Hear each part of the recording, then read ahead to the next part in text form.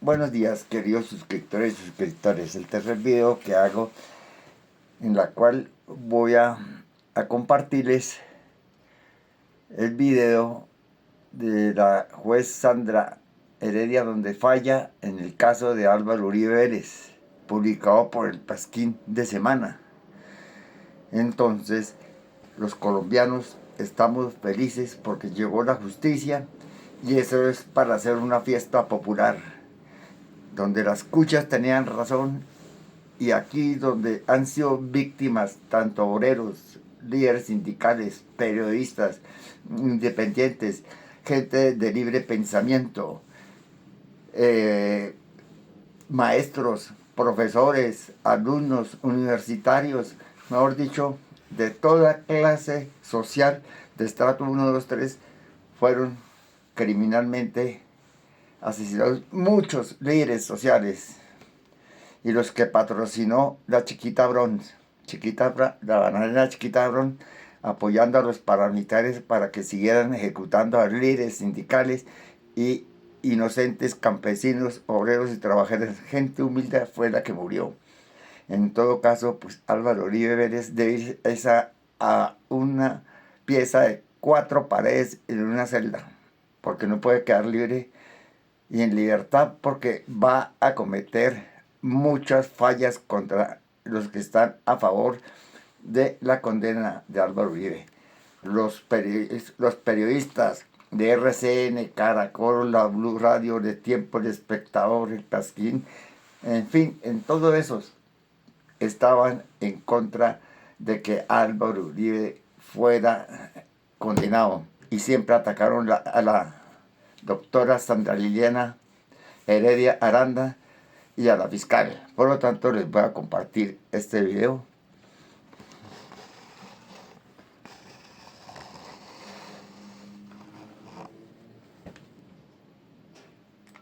Continuando entonces con este acto procesal, entonces antes de hacer la valoración conjunta de este episodio, vamos a referirnos a el denominado episodio Neira.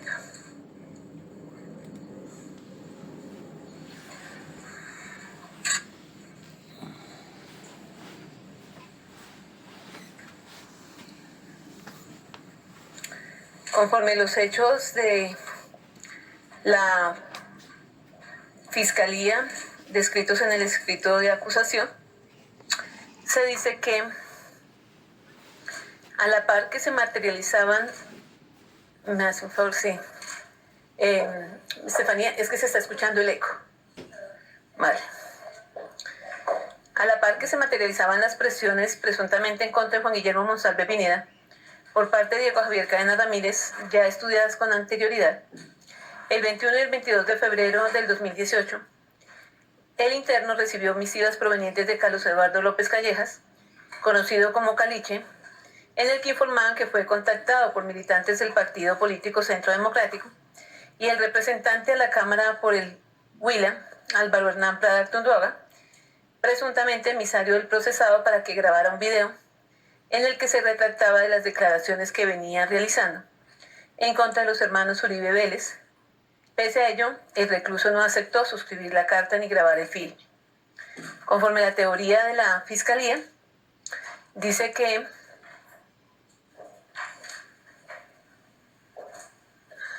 se utilizó a Carlos Eduardo López Callejas como intermediario, quien a través de mensajes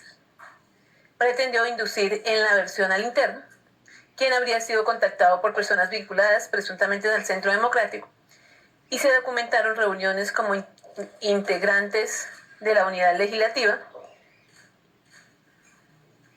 sustentada en los testimonios de Juan Guillermo Monsalve Pineda, Iván Cepeda Castro, Carlos Eduardo López Callejas, Rodrigo Vidal Perdomo, Hernando Mauricio Marroquín García y Juan Manuel Daza Iguara. Para rebatir esas hipótesis, la defensa técnica estimó que López Callejas actuó por cuenta propia tras conocer el auto inhibitorio de Cepeda Castro. Además, que contactó a Rodrigo Vidal Perdomo, quien gestionó el acercamiento con Prada sin intervención del señor Uribe Vélez. Sostuvo que las comunicaciones con Monsalve no fueron inducidas por terceros y que el expresidente solo fue informado de manera posterior. Tesis soportada en las atestaciones de Álvaro Hernán Prada Artuduaga, el mismo procesado, Carlos Fernando Salazar Salamanca y, Óscar Valero Loaiza y Luz Mireya López Rodríguez. Para tal fin se convocó o se interrogó también respecto de este hecho a Juan Guillermo Monsalve, del cual pues ya hemos hecho el análisis respecto de lo por él manifestado y las circunstancias por las cuales pues le damos credibilidad. Conforme a este episodio, pues diáfano es como no bastó una intromisión directa en las decisiones de Monsalve Pineda a través de su compañero de recinto penitenciario, que irrumpió en la esfera privada de su celda, o de un abogado que se abrogó determinaciones que eran exclusivas del detenido sobre si sostenía o no sus declaraciones previas. Igualmente, con el que subsistía un vínculo de afinidad lejano, y por ello se atrevió a recomendarle acceder al petitum delincuencial, sino que fue necesario acudir también a la órbita personal del privado de la libertad y escudriñar en las pocas personas en el que confiaban, y de esa manera llegó a la escena Carlos Eduardo López Callejas. Este da cuenta, junto con el señor Iván Cepeda Castro, y con quien se incorporaron los mensajes que se le remitieron por parte de Carlos Eduardo López Callejas a el señor Monsalve Pineda.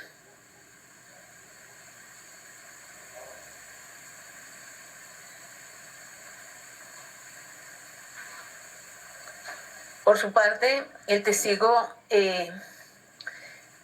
no hemos analizado se trata de Carlos Eduardo López Callejas,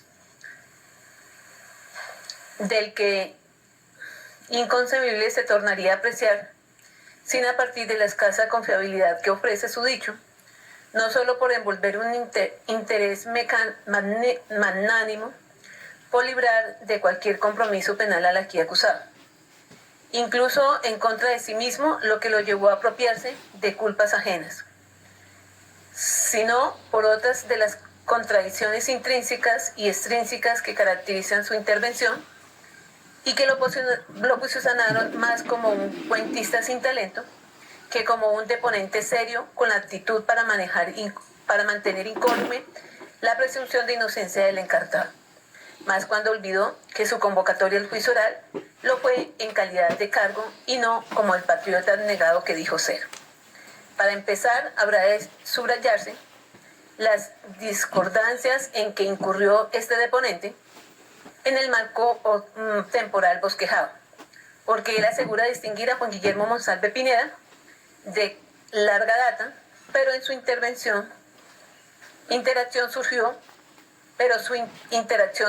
cuando visitó en el 2012, empero también acepta que habló vía telefónica con él desde el 2011. Al verlo en medios de comunicación en una entrevista rendida a un congresista, lo que le generó inquietud y por eso lo contactó para ayudarle con su caso. No obstante, que la gestión final se materializó en el 2018. Y en tanto esa descripción temporal no se aprecia coherente y clara, al dificultarse identificar el momento puntual en el que se conocieron, cuándo se gestó el vínculo de amistad y si realmente el atestante propendió por ayudar a su compañero y cumplir con su deber patriótico de esclarecer la verdad como de buena fe lo pretende proyectar. Entre tanto, esta línea temporal no resulta de poca significancia,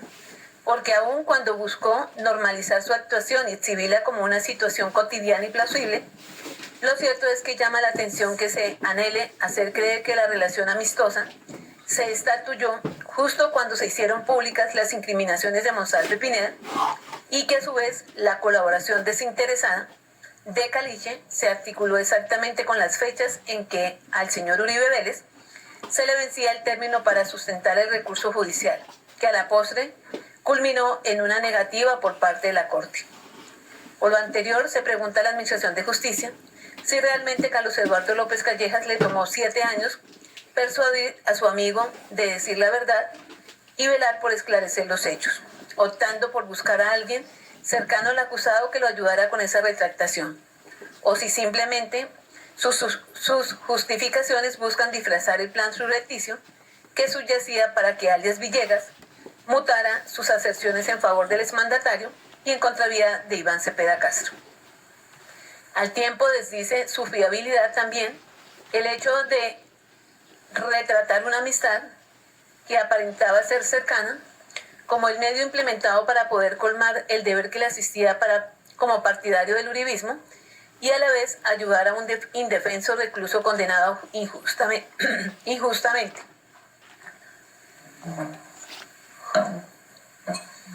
Luciendo en la vida pública su faceta más altruista, cuando la realidad probatoria develada tanto por Juan Guillermo Monsalve como por los mecanismos documentales aportados, que serán objeto de razonamiento en renglones posteriores, es que el vínculo de camaradería no fue el medio para ayudar a Uribe Vélez, sino al contrario. Fue esa amistad el canal más efectivo para llegar al interno y así conseguir que rescindiera su versión. Huelga precisar además que este testimonio convenientemente cumple el mismo patrón sistemático de señalar la ajenidad con el acusado, persona que la mayoría de testigos insisten no conocen de manera directa, pero que son observadores de la invocación exclusiva del exmandatario, que era pedir siempre que se dijera la verdad, asimismo que el móvil que produjo la intervención también es la filantropía y esa sed por la verdad. Relatos que en su conjunto se asemejan a confeccionados retrasos, como si cada frase obedeciera a un libreto que convenía replicar para mantener intacta la inocencia del enjuiciado. Es así como parece descabellado también fabular que los planetas se alinearon en el mismo año, en el mismo mes, para que Enrique Pardo Hache, Victoria Eugenia Jaramillo Ariza, Ricardo Nicolás Huillas Empuyana, Rodrigo Vidal Perdomo y Diego Javier Cadena Ramírez, al unísono, buscaran ayudar a Juan Guillermo Monsalve Pineda, para que éste limpiara su conciencia diciendo la verdad y resolviera su situación jurídica, justo cuando el señor Uribe Vélez se hallaba en un momento decisivo no solo por la época electoral, sino porque se debatía en la Corte Suprema de Justicia el destino de la denuncia formulada en contra de Cepeda Castro. Y esta es una situación que pretenden hacer creer que el señor enjuiciado no conocía, pero que en el afán de todos esos copartidarios de respaldo, con sus cuestionables gestiones, terminaron por demostrar que tenían conocimiento que sus líneas telefónicas también estaban intervenidas. Entonces, agotar el alegato que este grupo de benefactores autoproclamados y sin comunicación se arrogó tareas individuales para lograr la retractación resulta disparatado al tamiz del sentido común. Porque no tiene lógica que personas que no se conocían asuman gastos para transportarse de ciudad en ciudad, con su propio peculio. Se abocaron en una travesía de cárcel en cárcel, de sede de campaña en sede de campaña. Hablen con desconocidos en la calle de municipios de los que no son oriundos. Ofrezcan servicios jurídicos ad honorem y ocupen su tiempo personal en actividades de terceros. Y todo para lograr que un preso dijera la verdad,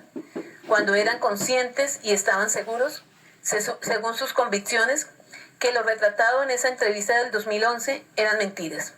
que todo surgió de la animadversión de Iván Cepeda Castro, por manera que no se entiende la razón de siempre escoger el camino más espinoso, que optar por acudir a los mecanismos legales en contra de ese entrevistado mentiroso y de esa manera obtener durante esos 7 años previos que así se lo declarara por parte de un juez de la República, medio probatorio que sí sería en exceso el más eficaz. Por eso, y a menos que las reglas de la lógica hayan cambiado, carece de racionalidad que una persona del común como Carlos Eduardo López Callejas, con una ubicación geográfica apartada, de una posición socioeconómica disímil a la del señor acusado, y con un oficio completamente ajeno al ejercicio de la política y el derecho, se adjudique ser cercano a figuras públicas, menos a un expresidente de la República y que por él emprendiera un itinerario por 3 ciudades para cristalizar sus motivaciones nacionalistas. Por añadidura, conviene acentuar que el testigo, al hacer gala de su calidad de mentiroso, ante las locuciones que le elevó a Monsalve Pineda vía WhatsApp, para refutar que en la reunión sostenida en el colectivo de Álvaro Hernán Prada Arturuaga, escuchó directamente a Álvaro Uribe Vélez impartir instrucciones. En esta ocasión tiene eco porque expone con nuevos matices el inequívoco deseo por defender al incriminado del soborno procesal que se le indica. Y en tanto la instancia, además de compartirle el adjetivo autoatribuido, censura que se sigue extendiendo al cambiar su postura sobre la temática en más de 3 ocasiones, para seguir engañando a la Administración de Justicia y los operadores que la integran. Amén de lo anterior, y si de tesis insólitas se trata, ha de reprocharse que se pretenda manipular el aparato judicial nuevamente para sugerir que la ciudadanía en pleno fue informada con exactitud del contenido del auto inhibitorio emitido por la Corte Suprema de Justicia y más aún la inminencia del vencimiento del término para sustentar la reposición, y que este hecho notorio fue transmitido por los medios de comunicación con tanta claridad, profundidad y tecnicidad que logró persuadir a la población para que mutuo propio se volcara a impedir los efectos del proveído, ofreciendo su declaración sobre hechos que le costaban o constriñendo a sus allegados a modificar sus testimonios previos, como en el caso de Caliche. No puede desconocerse que los asuntos judiciales no tan relevantes como la caducidad de un término procesal no suelen ser los espacios centrales de los noticieros, menos despertar un interés descomunal en los civiles, como para que invirtieran tiempo y recursos pecuniarios propios en procura de esclarecer la verdad, menos cuando verbi gracia el atestante no cuenta con formación en derecho y su trayectoria es distante al ámbito jurídico, menos cuando a lo largo de este juicio dichos medios de difusión masiva en nuestro país tienden a tergiversar lo que realmente ocurre según sus intereses. De otro lado, desconcierta desde el punto de vista lógico que Carlos Eduardo López Callejas sostenga a toda costa que él ofreció los beneficios a su amigo Juan Guillermo Monsalve, como su ingreso a la JEP o salir de prisión, para exonerar de toda culpa a los eslabones de la cadena delictiva, cuando este tipo de proposiciones no estaban al alcance del deponente. Primero, por no contar con un músculo jurídico que le permitiera formular una solicitud de admisión tan contundente que supusiera la incorporación del recluso al sistema DOD, ni tener las influencias, contactos o posición económica privilegiada para obtenerlo por vías procesales o a través de profesionales del derecho. De ahí que su explicación para este estrado no sea suficiente. Igualmente se reprueban las apreciaciones de que Juan Guillermo Monsalve no era para limitar la dubitación sobre su pertenencia al bloque metro o si las fotografías donde viste de camuflado son montajes. Y no porque sea una situación falsa o verídica, tampoco porque desacredite las glosas del interno, sino porque las expresiones se reputan de referencia, pues Caliche claramente sustentó que son opiniones que transmitieron alias Ojito y Andresito, y el mismo Villegas. Por tanto, mal haría la judicatura en justipreciar sus contenidos cuando no se han dado los presupuestos nominales del artículo 438 de la Ley 906 de 2004, por eso se trae a fuerza de debate lo establecido en el Tribunal de Cierre sobre la necesidad de excluir estas locuciones de la providencia a emitir, estimando que, comillas, cuando una declaración contenga partes que constituyan prueba de referencia admisible y no admisible, deberán suprimirse aquellos no cobijados por las excepciones previstas en los artículos anteriores, salvo que de proceder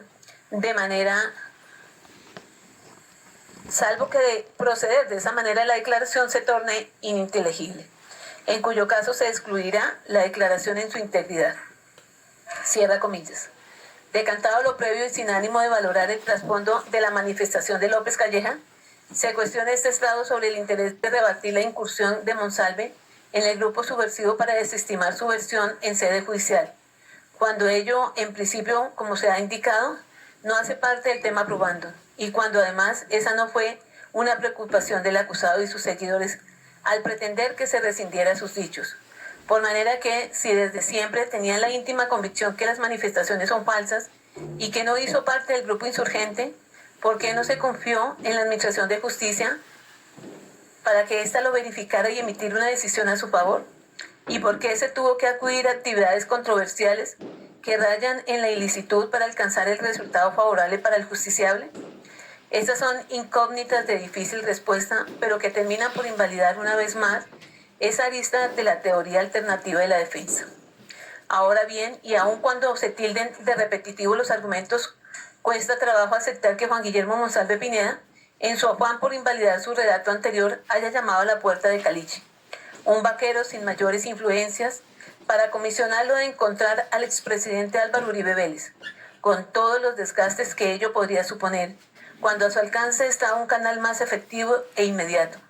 como lo era la familia Villegas, con quien tanto el grupo parental del interno como el del señor acusado compartían efecto, de tal suerte que era más fácil acudir directamente a ellos que delegar la compleja tarea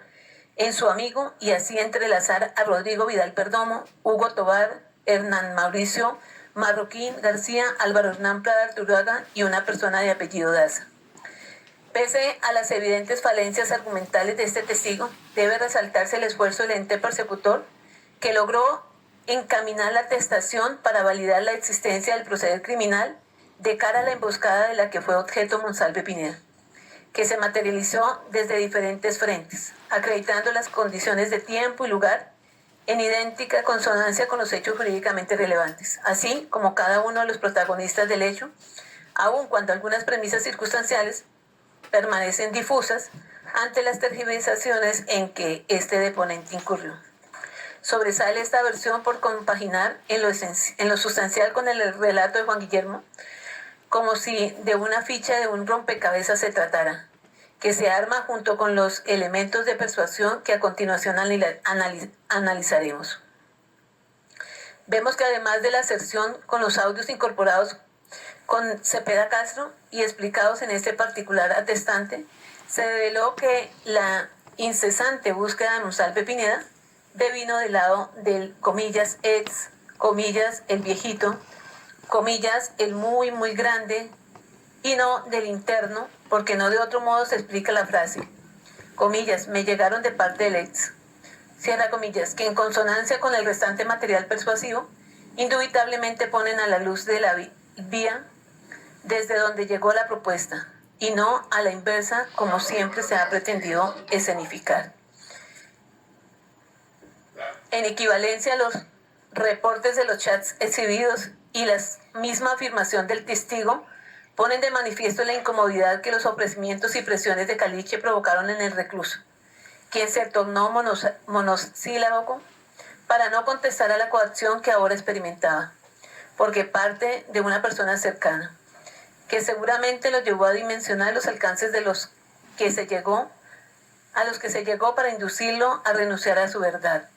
El temor por su seguridad y la confusión por sentirse acorralado desde varias direcciones, lo que podría explicar una vez más por qué tuvo que acudir a los relojes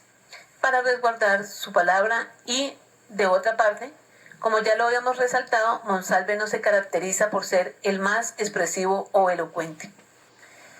Los siguientes comparecientes fueron Rodrigo Vidal Perdomo y Hernando Mauricio Marroquín García.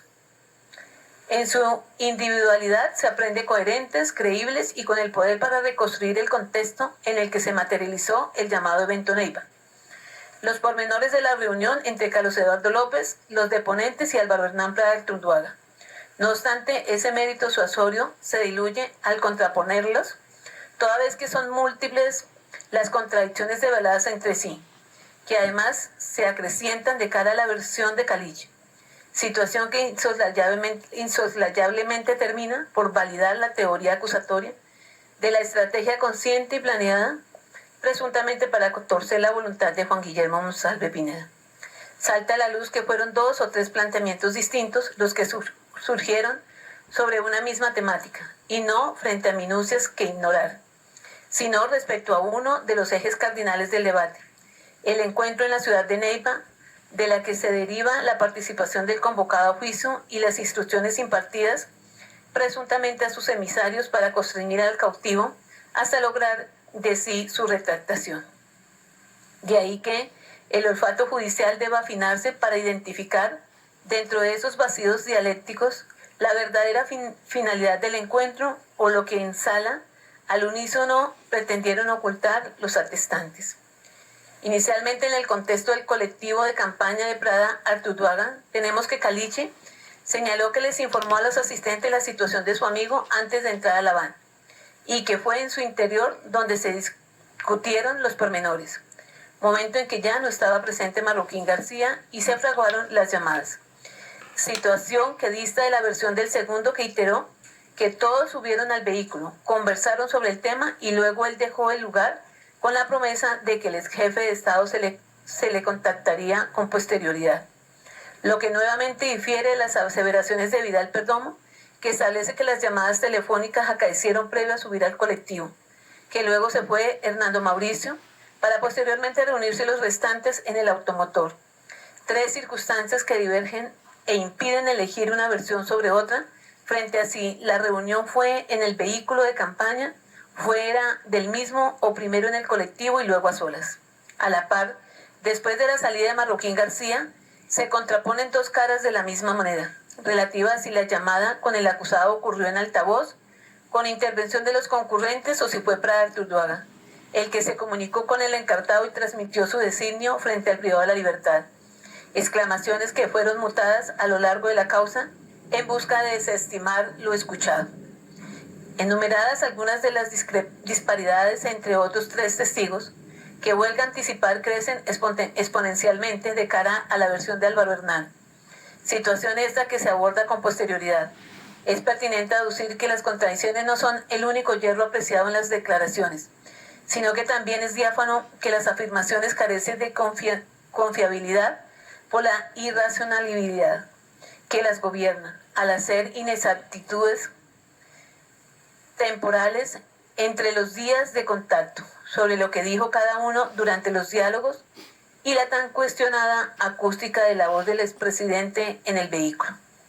Y eso, sobre este último matiz,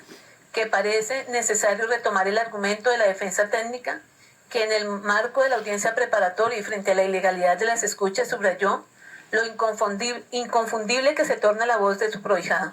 por lo que no era dable que el investigador de turno no identificara la voz de Álvaro Uribe Vélez, silogismo que habrá de extenderse a los deponentes en examen, porque acogiendo los lógicos planteamientos, no encuentra la instancia coherente que tanto Vidal Perdomo como Marroquín García y López Callejas no hayan podido concretar si el particular tono fue escuchado o no, si fue el de su asistente Daza, si él hizo una recomendación directa en punto a lo que debía exteriorizar Monsalve Pineda, o solo abogó porque se informara la verdad. Condiciones que en suma desdicen nuevamente la confianza que se les puede asignar a sus dichos. Para este estrado, hasta el mejor libreto construido puede quedarse con una mínima falla de continuidad. Más cuando la preocupación exclusiva fue de marcar que el aquí acusado siempre pidió decir la verdad. Incluso se buscó sacarlo de la escena para atribuir las conversas a terceros, posicionándose ellos como testigos de oídas de los diálogos telefónicos, o incluso, como en el caso de Caliche, achacándose toda la responsabilidad de los ofrecimientos y atribuyéndose la condición de mentiroso, con tal que no fuera por ese frente que flaqueara la puesta en escena. No contaban los testigos en cita que, además de las contradicciones internas y exógenas y los argumentos repetitivos y poco confiables, confabularon en contra de su verosimilitud también los resultados de las llamadas previas y demás interceptaciones exhibidas, expuestos para refrescar memoria e impugnar credibilidad de Vidal Perdomo, que si bien será objeto de un análisis pormenorizado más adelante, como abrebocas cabe señalar, lograron derruir la tesis de la imprevisibilidad del encuentro del 21 de febrero del 2018 en la sede de campaña y posteriormente en el aeropuerto de Neiva, tal como la iniciativa única de Caliche y compañía para encontrar a delegados de Uribe Vélez, pues se advirtió sin mayor dificultad que desde las pretéritas fechas ya se ungía todo un plan conjunto para lograr que desde los partidarios del enjuiciado se pretendiera arrinconar a Juan Guillermo Monsalve para su retractación. A continuación se pronunció Juan Manuel Daza Iguarán, sobre las que habrá de señalarse su menguado poder persuasivo, toda vez que, si bien podría colegirse su deseo de mostrarse extraño a los hechos en materia de investigación y ser esa parte de la estrategia defensiva de la ignorancia deliberada tan profusamente tratada en el debate, al contar con una coartada loable respecto de la homonimia de su apellido y no estar vinculado a la UTL del señor procesado, durante la época en que se ejecutó el suceso criminal ante su propia candidatura, el despacho le imprime credibilidad a su dicho, el cual ni le resta ni suma al esclarecimiento de los hechos, porque repítese, al parecer no participó y su apellido jugó un papel importante en este primer evento, pero que, como se verá más adelante, quien ejercía como miembro integrante de la UTL del señor procesado, para entonces lo era María Claudia Daza, que a través de su teléfono desde el Hotel Dan Carton, Victoria Eugenia Jaramillo comunicó al procesado la presunta intención de Monsalve de retractarse. Ahora bien, frente a las estimaciones sobre el caso de Pacho Cundinamarca, su testimonio también se reputa limitado porque si bien se sembró este acerto en el debate probatorio para demostrar que el señor Uribe Vélez es frecuentemente abordado por la ciudadanía en eventos de proselitismo y que con ocasión de ello Harlington Mosquera reveló la existencia del complot fraguado en su contra, lo cierto es que la vista pública no compareció al desmovilizado para poder contraponer las versiones y descifrar la veracidad del suceso.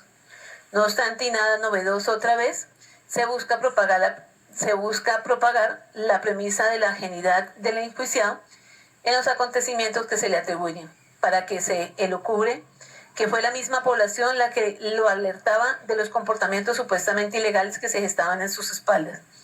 Tesis que, como ya se motivó, no es de recibo para la instancia, porque no tiene sentido que ciudadanos de a pie se arroguen defensas activas por decisiones judiciales,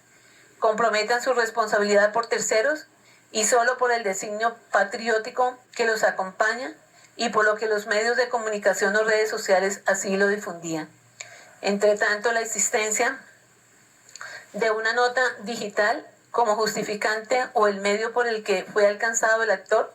no desdice el interés que lo llevó a determinar a terceras personas, presuntamente, para obtener manuscritos de contenido espurio que engañaran a la Corte Suprema de Justicia y trastocaran el bien jurídico de la eficaz y recta impartición de justicia. Máxime es diáfano que el procesado, siendo conocedor de las interceptaciones que se surtían en su contra, escenificó toda una historia para disculparse. No de otra manera se entiende que en ningún otro evento contactó a personas de su equipo legislativo para dejar constancia de este tipo de acontecimientos o denuncias ciudadanas. Resultaba apenas claro que de los testimonios apreciados hasta aquí existen vacilaciones frente a cómo se desarrolló la reunión censurada y las circunstancias concomitantes. Por ello resulta preciso examinar las piezas investigativas obtenidas en el proceso previo a su tránsito a la Ley 906 de 2004, todo a efectos de determinar si se han zanjado o no las disparidades argumentativas hasta ahora expuestas, haciendo la salvedad que el tema de la legalidad no será nuevamente escudriñada por haberse evacuado en capítulos preliminares. Frente a esta tarea, compareció Lina María Solano Cuellar, que con ella se trató de validar las condiciones de legalidad, trazabilidad y fidelidad del procedimiento de escuchas, su apego a la normativa vigente para el momento en que se adelantó la actividad cuando el acusado se hallaba investido del fuero constitucional, además del cabal cumplimiento de la cadena de custodia, robusteciendo la confiabilidad del insumo probatorio obtenido. Y es sobre este segundo eje que se estatuye la trascendencia del medio de convicción practicado, al pormenorizar en tiempo real las comunicaciones entre Carlos Eduardo López Calleja y sus interlocutores,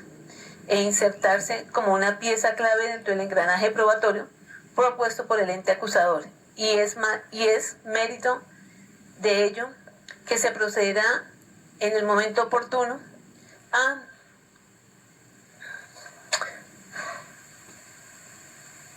analizar el monitoreo de la llamada del 19 de febrero del 2018, sostenida entre Carlos Eduardo López Callejas y Rodrigo Vidal Perdomo el 19 de febrero del 2021, donde se empiezan a bosquejar los primeros asomos del plan fraguado para arremeter en contra de Juan Guillermo Monsalve Pineda, y su deseo de sostenerse en sus glosas preliminares, de tal suerte que se exteriorizan los enlaces que podían establecerse a través de Hugo Tobar para apaciguar las incriminaciones en contra del señor procesado y ayudarlo en medio del despliegue mediático experimentado, llegándole de manera directa al detenido. La escucha del ID del 2 de febrero del 2018 llevó a la judicatura a conocer cómo, para ese instante del día de Marras, a 4 horas del encuentro, el delegado tomó un nombre y una identidad, Álvaro Hernán Prada Arturoda. Además, se posicionan otros actores en escena, el muchacho Marroquín y Daza. Y esta no es una situación insignificante. Al contrario, en la foliatura se erige como la prueba cumbre que desvirtúa la espontaneidad y licitud de la reunión, porque no de otra manera puede explicarse que los personajes que en audiencia pública aseguraron no conocerse, horas previas a conocerse mutuamente, ya dialogaban y se refirieran con la familiaridad de quien tiene un propósito por alcanzar con el encuentro. Indiscutible resulta la relevancia de la llamada del 4/17 del 2018 a las 11:19:05 al exhibir con claridad la vía desde la que se produjo el contacto entre Monsalve Pineda y Uribe Vélez, desdiciendo completamente el parlamento repetitivo que posiciona al preso con el que fabuló la emboscada, para en cambio patentizar con las palabras de Carlos Eduardo que, comillas, ellos son los que necesitan el favor. Nosotros dos ya cumplimos con decirles a ellos verán. Y la molestia porque mandaron un gavilán, por otro lado, a ese HP, dejando en evidencia los sujetos realmente interesados con la retractación, quienes apuntaron por 2 frentes, además de el de Neiva en Bogotá, Diego Javier Cadena Ramírez, para colmar su cometido con el privado de la libertad. Y como si la conclusión no resultara lo suficientemente escandalosa, salta a la luz nuevos apartes de la conversación donde se censura que a pesar de la ayuda extendida no se les ha remunerado hasta el momento. Comillas, ni siquiera para la gaseosa ni nada, cierra comillas. Que Caliche estuvo a disposición, empero, comillas, no salieron con nada tampoco. Comillas, cierra comillas, cuando son ellos los que, comillas, lo van a necesitar, cierra comillas. Circunstancias que avisoradas en su completud terminan por validar la existencia del comportamiento criminal que los testigos del encuentro neivizaron a su paso, y que la intervención que a toda costa pretenden exhibir como altruista por su sentido patriótico, el amor y la administración al jefe, refiriéndose al procesado, no era sincera en la medida que ejecutó la labor que le encomendaban, pero eso sí, esperando una contraprestación. Y se advierte molesto porque no les habían dado ni para la gaseosa. Y si bien enviaron un gavilán por otro lado, en este caso, Diego Javier Cadena Ramírez. Así mismo reposan en el paginario las interceptaciones del 23 de abril a las 11:19, a las 11:51, a las 12:38, del 27 de abril a las 4:15:59, del 4 de mayo a las 16:54:44, del 9 de mayo a las 11:33:01, del 9 de mayo a las 14:02, del 29 de abril a las 13:41 y del 29 de abril a las 18:47:45, que denotan la latente preocupación que acompañaba a Carlos Eduardo López Callejas ante la citación de la Corte Suprema de Justicia para rendir testimonio, la que puso de manifiesto tanto a la funcionaria convocante, Adriana Hernández, como a Costeño, Jimmy, Rodrigo Vidal Perdomo, entre otros, no solo por el chicharrón, comillas, en el que se vio envuelto, sino la posibilidad subyacente de ser judicializado y privado de la libertad por un falso testimonio. Predica que no tendría que intranquilizar a una persona que se regocija de estar diciendo la verdad, a menos, claro está, que no sea el escenario. De cara a la escucha del 7 de mayo del 2018 a las 19:51:02, Se devela nuevamente la inconformidad de López Callejas por hallarse en ese nivel de exposición ante el máximo órgano de cierre penal. Empero también resalta ese deseo por apuntar a que ellos son los más interesados en hablar con uno, cierra comillas, como una contundente referencia a los emisarios que presuntamente iban de parte del enjuiciado, personas sobre las que recaerían las consecuencias de exteriorizar la verdad. Antes de delimitar el valor suasorio que ostentan,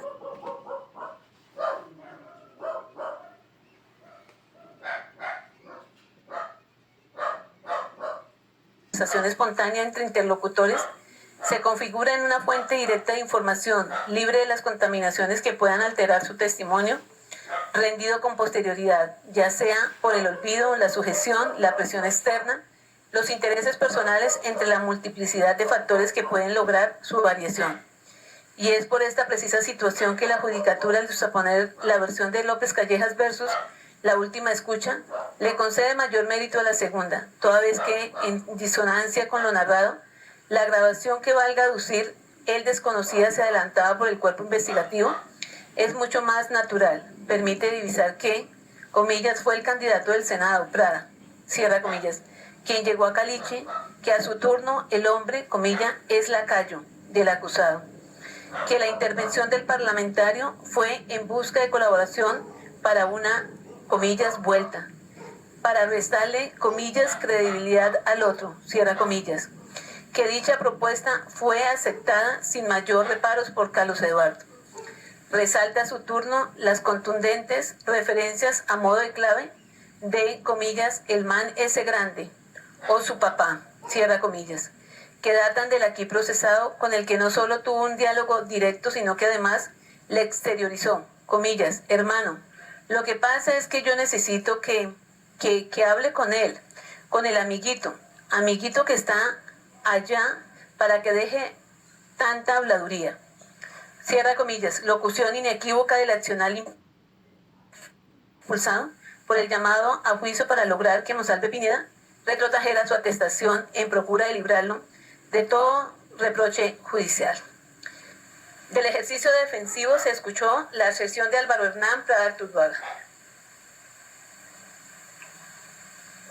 Del que es de público conocimiento fue judicializado por este marco factual, incluso que el proceso primigenio 56-602,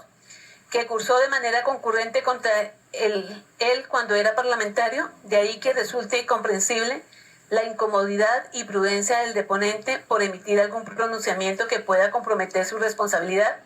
o por razones estratégicas de conveniencia, máxime cuando, según sus glosas, el suceso atravesó su credibilidad política. Por ello es que la instancia se reservará las censuras a cada una de las estimaciones, difiriendo tal examen a lo que será materia de valoración conjunta, para así divisar si sus dichos encuentran corroboración en los demás medios de prueba aportados a la actuación. No obstante, la judicatura quiere apuntar a que en un juicio a priori sí arroja varias ambigüedades sobre quien articuló el encuentro realizado en el colectivo de campaña, así como su propósito. Pues mientras este atestante afirmó que Mauricio Marroquín lo contacta directamente en su sede de campaña al estar en compañía de Vidal Perdomo y López Callejas, Marroquín niega tal situación al asegurar que fue Vidal Perdomo quien inició el contacto con Caliche y luego lo lleva a la sede, presuntamente desconociendo de la concurrencia de los ciudadanos al sitio, lo que para la instancia se percibe como una maniobra de ocultamiento para adoptar un rol menos activo en la coordinación. Tampoco la deposición lleva a determinar si la llamada con Uribe Vélez se cristalizó en altavoz o no, porque se ofrece una nueva opinión, donde niega el hecho porque supuestamente sometería a una figura a la que tanta admiración le tenía a interactuar con una persona que apenas conocía y que se caracterizaba por sus locuciones vulgares. Explicación que se musita en el catálogo de posibilidades retratadas en la sala sobre el encuentro, que en últimas, ante la variedad, impiden desestimar su ilicitud. Ulteriormente, resplandece, pese a sostener que se trató de un receptor accidental, el mensaje de Monsalve Pineda, que no se comprometió a gestionarlo y se desentendió rápidamente de Carlos Eduardo López Callejas. Sí continuó en un constante intercambio de mensajes, manteniendo una línea abierta de comunicación con el ciudadano, evidencia que devela que el proceder no fue tan pasivo como ha pretendido revelarse en la vista pública, y que lleva al cuestionamiento de si al testigo la temática le resultó tan insignificante porque llamó de manera inmediata al exmandatario, replicó los timbrazos hasta que recibió respuesta, erigiéndose como predicamento sobre el que no existirá contestación. Equivalente apreciación hará deslizarse frente a la declaración del señor Uribe Vélez, que si bien renunció a su derecho constitucional de guardar silencio, para ceder paso a su compromiso cívico con la Administración de Justicia, se preocupó durante toda su intervención por hacerse completamente ajeno al plan subverticio que se trazaba a sus espaldas. Eso sí, limpiando la responsabilidad de sus pares para atribuir culpas a terceros, postura que si bien este Estado no reprocha, por ser totalmente legítima, implica que el juicio de valor se extienda en especial rigor al artículo 380 de la Ley 906 de 2004. Para ello, se definirán las apreciaciones del examen conjunto de todas las probanzas a efectos de validar la verosimilitud de su discurso. No obstante, anticipa la instancia que no es de recibo la ignorancia del acto que vociferara poseer al existir indicios objetivos de su participación en la emboscada, de cara a los medios persuasivos hasta aquí pormenorizados, que datan como la declaración en sala es parte de la puesta en escena conjunta para vocear su total inocencia. Ahora bien, para sustentar la tesis del descargo respecto de los hallazgos técnicos, compareció Carlos Fernando Salazar Salamanca y Óscar Valero Loaiza, examinados bajo los criterios de la sana crítica y las reglas establecidas en el artículo 404 de la Codificación Penal, ofrecen una credibilidad menguada, pues en las dos aserciones se observó una narrativa concreta, el dominio tecnocientífico de la línea de conocimiento dentro de los parámetros legales, aportando insumos para la reconstrucción de los hechos en materia de investigación, y destacó cómo, a diferencia de la mayoría de ponentes de descargo, no se posicionaron en una arista inflexible sobre su conclusión, sino que fue su grado de imparcialidad lo que caracterizó los relatos hilvanados, que además gozan de coherencia extrínseca. Sin embargo, ha de señalarse que esta instancia comparte en su totalidad el alegato del ente represor respecto a los medios suasorios incorporados que sufrieron un traspiés en su conservación, en contravía del principio de intangibilidad, que impiden que a las resultas se les pueda justipreciar como confiables y exentas de manipulación externa. De ahí que su poder persuasivo se repute restringido. Previo a ahondar en el reparo, es imperioso traer a fuerza de debate un reciente pronunciamiento de la Sala Penal de la Corte Suprema de Justicia que sobre el manejo del dato digital como prueba documental decantó. Conviene señalar que el artículo 2 de la Ley 527 de 1999 define el mensaje de datos como aquella información generada, enviada, recibida, almacenada o comunicada por medios electrónicos, ópticos o similares, al tiempo que el artículo 275 del Código de Procedimiento Penal lo envía como un tipo de elemento material, lo enuncia como un tipo de elemento material probatorio, y el artículo 424 lo enlista como uno de los depósitos de información asimilables a la prueba documental. De la mano con el criterio de equivalencia funcional de la Ley 527 de 1999, asigna un efecto jurídico, validez y fuerza obligatoria a la información expuesta bajo la forma de mensaje de datos, artículo 5, y enuncia los parámetros para su valoración probatoria, artículo 11. Así, la mayor o menor capacidad de acreditación de la prueba digital o electrónica, como ocurre con la prueba documental, dependerá de la confiabilidad de la forma en la que se generó, archivó o comunicó el mensaje de datos. Se conservó la integridad de la información o se identificó su iniciador, entre otros. Adoptado el criterio horizontal, salta a la luz como las afirmaciones de Óscar Valero en punto a que los chats fueron convertidos a formato HTML para facilitar la lectura y que también se organizó y presentó la información simulando la visualización del chat en el dispositivo original, colocando los mensajes recibidos en una columna a la izquierda y los mensajes enviados para lograr la comprensión, son estimaciones que, si bien se divisan de buena fe, terminan por arremeter de manera directa contra la fiabilidad del mecanismo suasorio al comprometer su integridad, inalterabilidad, presupuestos que para una discusión como la que nos atañe resulta de dorsal significancia. A modo de explicación, en el proceso penal contemporáneo, los datos digitales se posicionan como mecanismos suasorios preponderantes, pero ello solo es loable si la fuente de prueba mantiene su autenticidad e integridad, ya que por su carácter intangible, reproducible y altamente volátil, se corre el riesgo de que cualquier factor varíe su contenido, sea intencional o no, lo que también es un peligro para la administración de justicia, que sobre esos resultados, ampliamente expuestos a la manipulación y alteración de metadatos, pueden adoptar silogismos y decisiones que no correspondan con la realidad, situación que este estrado ha preponderado evitar en todos los estadios procesales y en todas las causas que ha conocido. Por este motivo, de entrada no queda remedio distinto que restarle poder demostrativo a los chats.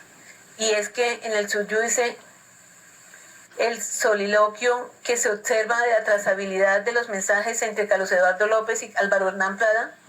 donde el primero invoca multiplicidad de beneficios y peticiones al parlamentario,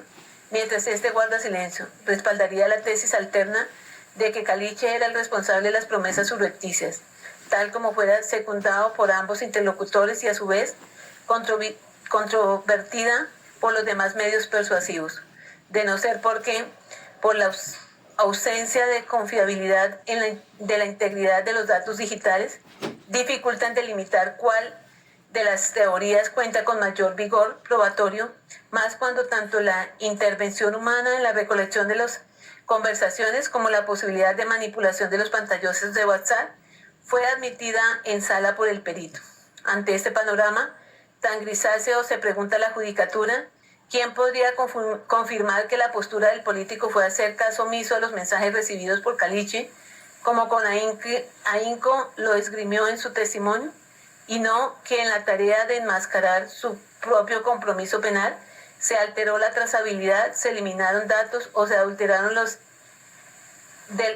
screenshots de los chats, entre otras maniobras, con las que se podía simular la responsabilidad exclusiva de López Callejas en los ofrecimientos y preventas extendidas a Monsalve Pineda? Y es que, sin situarnos en el campo de la mala fe, esta no se trata de una proposición descabellada, ya que no parece coherente la unilateralidad abrupta del flujo de mensajes y que, a pesar del mutismo, el participante continúe en la dinámica de seguir en el cruce de datos, sin descanso y con una hilación propia de quien sí está sosteniendo una conversación recíproca. No de otra manera se explica que en el chat del 20 de febrero del 2018, Carlos López explique que no hay cupos para entrar al penal, pero se compromete a ir al día siguiente,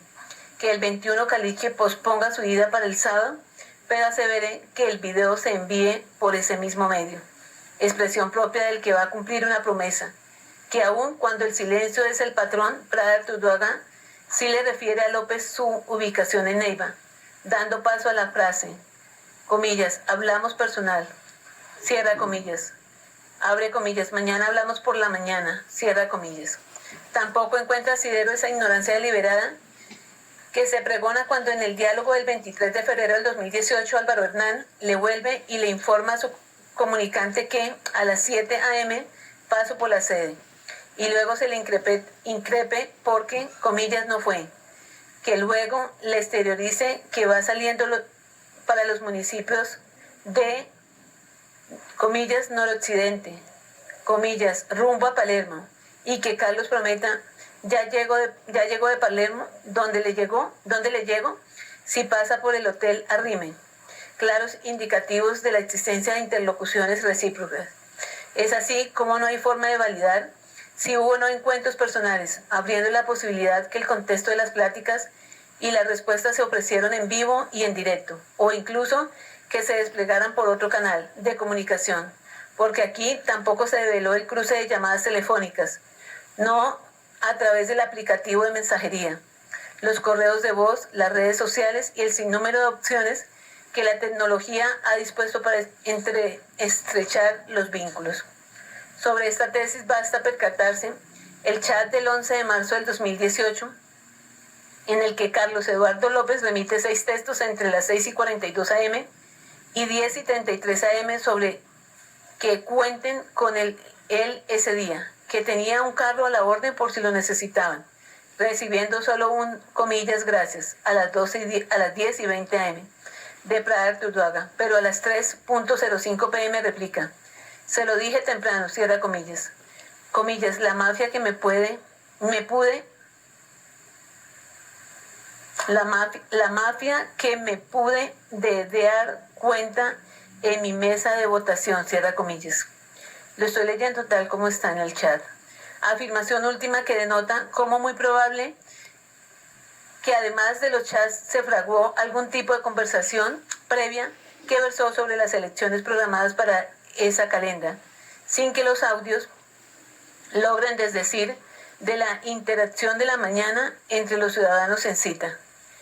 Los audios son WA0067 y WA0191. De tal suerte que la participación de Prada Arturduaga, aun cuando se disfraza de apatía y desinterés,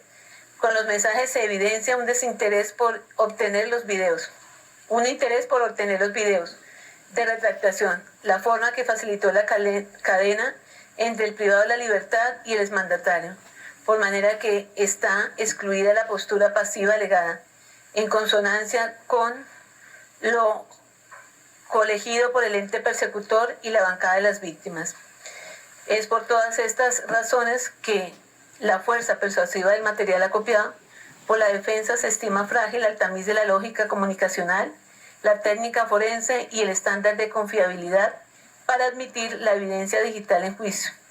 Ergo, tampoco cumple con el propósito de desestimar los hechos jurídicamente relevantes de la acusación. De la declaración de Luz Mireya López Rodríguez salta a la luz que el relato como testigo de descargo goza de poder persuasivo colosal, al develar el cumplimiento de los protocolos establecidos para el sistema procesal que regulaba la actuación en este estadio, presentando las resultas de su ejercicio de manera metódica y coherente, dentro del margen de la legalidad, situación que no amerita mayor apreciación, pues el proceder de esta deponente se ha caracterizado por su rigurosidad y concreción, pese a la aplicación de un filtro de relevancia que se empleó a discreción propia. Igual evaluación merecen los datos recolectados que son verificables, y en tanto ese reporte de llamadas, mensajes y datos biográficos, y en un juicio a priori, logra desdibujar las interacciones de Álvaro Hernán Prada Arturduaga con Carlos Eduardo López Callejas por otros medios diferentes a las interacciones demostradas con el perito Oscar Valero vía WhatsApp y algunas llamadas del día del encuentro en Neiva. No obstante, resulta insuficiente para denegar un patrón de concertación delictiva, toda vez que existen otras aristas de investigación y canales de comunicación no abordados con la actividad en cita, de ahí que las conclusiones jurídicas que el mecanismo aporta deban ser justipreciados en la valoración conjunta de las pruebas.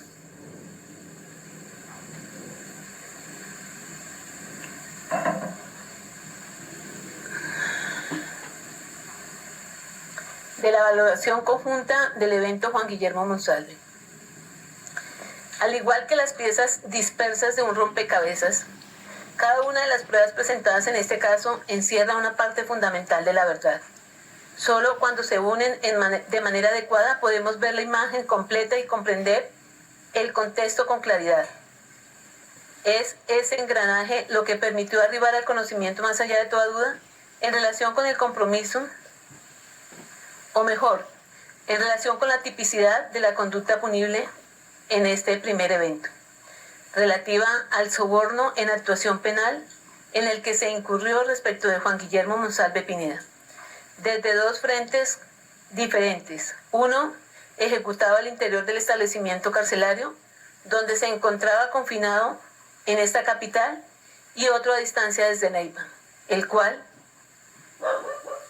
perseguía un único fin, cual era lograr que resistiera rescindiera las manifestaciones que en su contra había exteriorizado el 16 de septiembre del 2011 ante el senador Iván Cepeda Castro. La conclusión a la que se arriba no es aleatoria, sino que corresponde al resultado que arroja el análisis ponderado de las pruebas, luego de percibir, debatir y evaluar su valor efectivo en su justa dimensión, que aterrizadas al marco fáctico permitieron a la instancia desenmarañar lo acontecido a partir de la entrevista antes mencionada y las actividades desplegadas presuntamente por el procesado a través de abogados, seguidores y partidarios y allegados, con el fin no solo de limpiar su imagen ante la opinión pública, sino a la par mancillar la honorabilidad de su adversario permanente, el defensor de derechos humanos y senador. Bajo esa férula y en lo que atañe a los hechos jurídicamente relevantes, no quedó en duda que Álvaro Uribe Vélez, a través de su apoderado, formuló denuncia en contra del entonces representante de la Cámara, Iván Cepeda Castro, el 23 de febrero del 2011 por los delitos de fraude procesal, abuso de función pública y calumnia agravada, hecho en relación con el cual se allegó el documento público en referencia.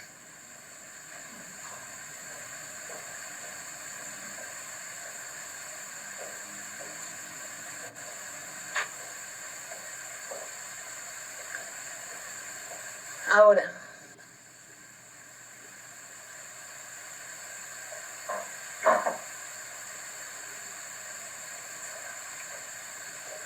oportuno resulta, antes de internarnos en el examen conjunto del acopio probatorio y a modo de precisión inicial, que esta instancia no se ocupará en absoluto de aspectos relativos a la conformación del bloque metro, como ya se ha indicado, ni las demás circunstancias que allí en esa entrevista se pusieron en conocimiento.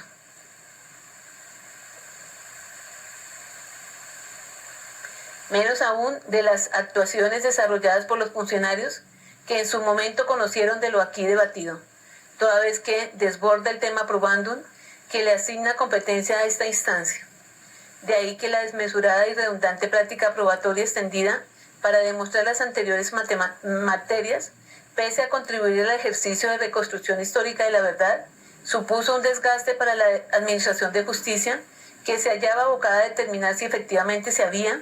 presuntamente por mandato del señor procesado, sobornaba a 3 testigos, sobornaba a una interna de la cárcel El Buen Pastor, que quería convertirse en informante e inducido en error a las autoridades judiciales que desempeñaban funciones en la indagación 38451, logrando con ello iluminar un fragmento de la memoria colectiva para perfilar un pasaje claro oscuro de nuestra historia, en procura que no se vuelva a repetir, pero que claramente no es objeto de nuestra convocatoria. Ahora, retomando el análisis en concreto y estando a puertas de adoptar una decisión en la indagación que se adelantaba en contra de Iván Cepeda Castro por la solicitud del expresidente Álvaro Uribe en diciembre del 2017, presuntamente germinaron las primeras ocasiones en virtud de la preocupación suscitada frente a los resultados que iba a obtener no solo de la denuncia formulada, sino en la tan mencionada campaña con motivo de los comicios electorales que se avecinaban en mayo del 2018 y la situación jurídica de un pariente. En ese contexto se alza el telón para dar paso al primer acto de la puesta en escena, en el que sus protagonistas, 2 devotos desconocidos, Victoria Eugenia Jaramillo Ariza y Ricardo Nicolás Williamson Puyana, por un designio celestial coincidieron camino a un oficio religioso en el sector del Cisga, en Chocontá, Cundinamarca. Empero, esa sintonía no fue la única que los acompañó, pues por mandato de su cuñado Enrique Pardo Hache, Ricardo Nicolás buscaba afanosamente un contacto que lo acercara al procesado, para transmitirle un mensaje importante, contando con tan buena suerte que Jaramillo Ariza es cercana al exmandatario, fiel seguidora desde su juventud y militante del partido político por él creado. Ya con sus destinos entrelazados, unieron sus propósitos y sin mirar atrás, la dama le transfirió el recado al señor procesado por intermedio del teléfono celular de María Claudia Daza, integrante de su UTL, escena que ella ubica en febrero del 2018. Comillas, pasó mucho tiempo para yo poder encontrar al presidente, cierra comillas, señalándole que un viejo detractor quería redimir su afrenta, retractándose de unas imputaciones que en el pasado había emitido, situación que no le dejaba abrazar la paz, llegando incluso a derramar lágrimas frente a una comunidad en la cual no era apreciado. Ante la información, el protagonista de esta historia, en un error de continuidad, aseguró que recibió ese anuncio, además de telefónicamente de manera personal, en una reunión que sostuvieron en enero del 2018. Comillas, fue muy en los primeros días de enero y le solicitó que se le transfiriera al abogado Diego Javier Cadena Ramírez, encargado de verificar la información como centinela de la justicia, quien a su vez, al ser enterado, emprendió un recorrido en la cárcel La Picota, acercándose en primer lugar a Enrique Pardo Hache, que sirvió de puente entre las dos orillas, para terminar aproximándose a Monsalve Pineda. No obstante, este oscuro personaje, lejos de querer retirar sus palabras, urdía un plan macabro, en compañía de su ángel de la guarda, en este caso un senador de la República, su compañera sentimental, y hasta instrumentalizó a los funcionarios de la rama judicial en procura de alcanzar su propósito. Obtuvo a la sombra de la ley un testigo silencioso que llevó en su muñeca, para retratar un encuentro y doblar la realidad hasta que encajara en el libreto deseado, logrando con ello desfigurar su rostro público y satisfacer los intereses políticos del antagonista de la historia. Esta fábula del destino pudo resultar plausible para los operadores judiciales de no ser por la contundencia de las pruebas de cargo aportadas por la delegada del ente represor, que una a una derruyó las premisas que gobiernan esta fascinante historia, para evidenciar con hechos y probanzas cómo los cimientos narrativos caían de su propio peso, tal como se pormenorizará a continuación. Huelga precisar que el eje cardinal de la teoría exculpatoria respecto al interés de Juan Guillermo Monsalve Pineda de retractarse de las glosas emitidas en contra del acusado fue refutado con todo el material persuasivo de este evento, iniciando por las estimaciones del privado de la libertad, que con ahínco sostuvo que desde el primer instante que rindió la entrevista a Cepeda Castro hasta su última salida procesal nunca ha querido variar sus dichos.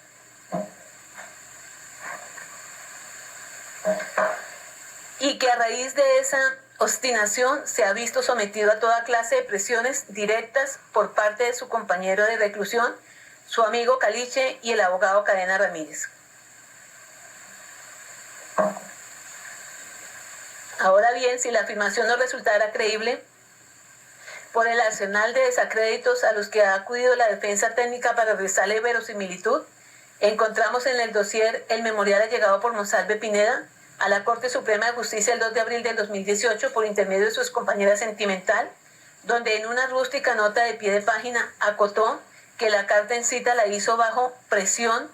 del abogado Diego Cadena y Enrique Pardo Hacher, alias El Gringo, quienes fueron enviados por el expresidente Álvaro Uribe Vélez, cierra comillas, que una vez más respalda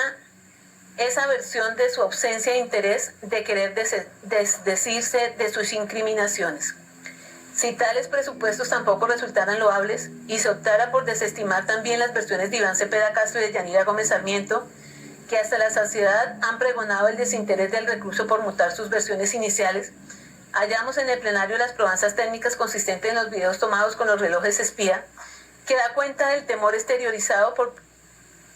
proceder en esa forma, que conllevaría a una investigación por falso testimonio y aumento de pena, al punto de quedar en iguales condiciones que Uribe Noguera. Incluso en la misma prueba de descargo se puede apreciar cómo entre los chats aportados por Victoria Eugenia reluce que fue, comillas, Enrique el que le habló y lo convenció de tumbar todo eso, cierra comillas, denotando que el deseo de retractación no fue orgánico de Monsalve, sino implantado entre otros por su compañero de reclusión Enrique Pardo Hache, el mismo del que Ricardo Nicolás reportaba ya tenía todo adelantado para la visita que, comillas, ustedes quieren. Tal como se estimó en renglones anteriores, cuando se valoró el testimonio de Victoria Eugenia Jaramillo y Nicolás Ricardo Villazón Puyana, este último que transmitía las diligencias que había realizado su cuñado al interior del establecimiento carcelario para convencer a Monsalve Pineda que se pusiera de parte del procesado. La urgencia por aprovechar que estaban solos, la proximidad de un traslado y que no se pudiera hacer nada. No en vano, conforme las grabaciones que realizó el testigo Monsalve, se evidencia el asedio del que era objeto por parte de Pardo Hache para que pusiera de parte de Dios, comillas,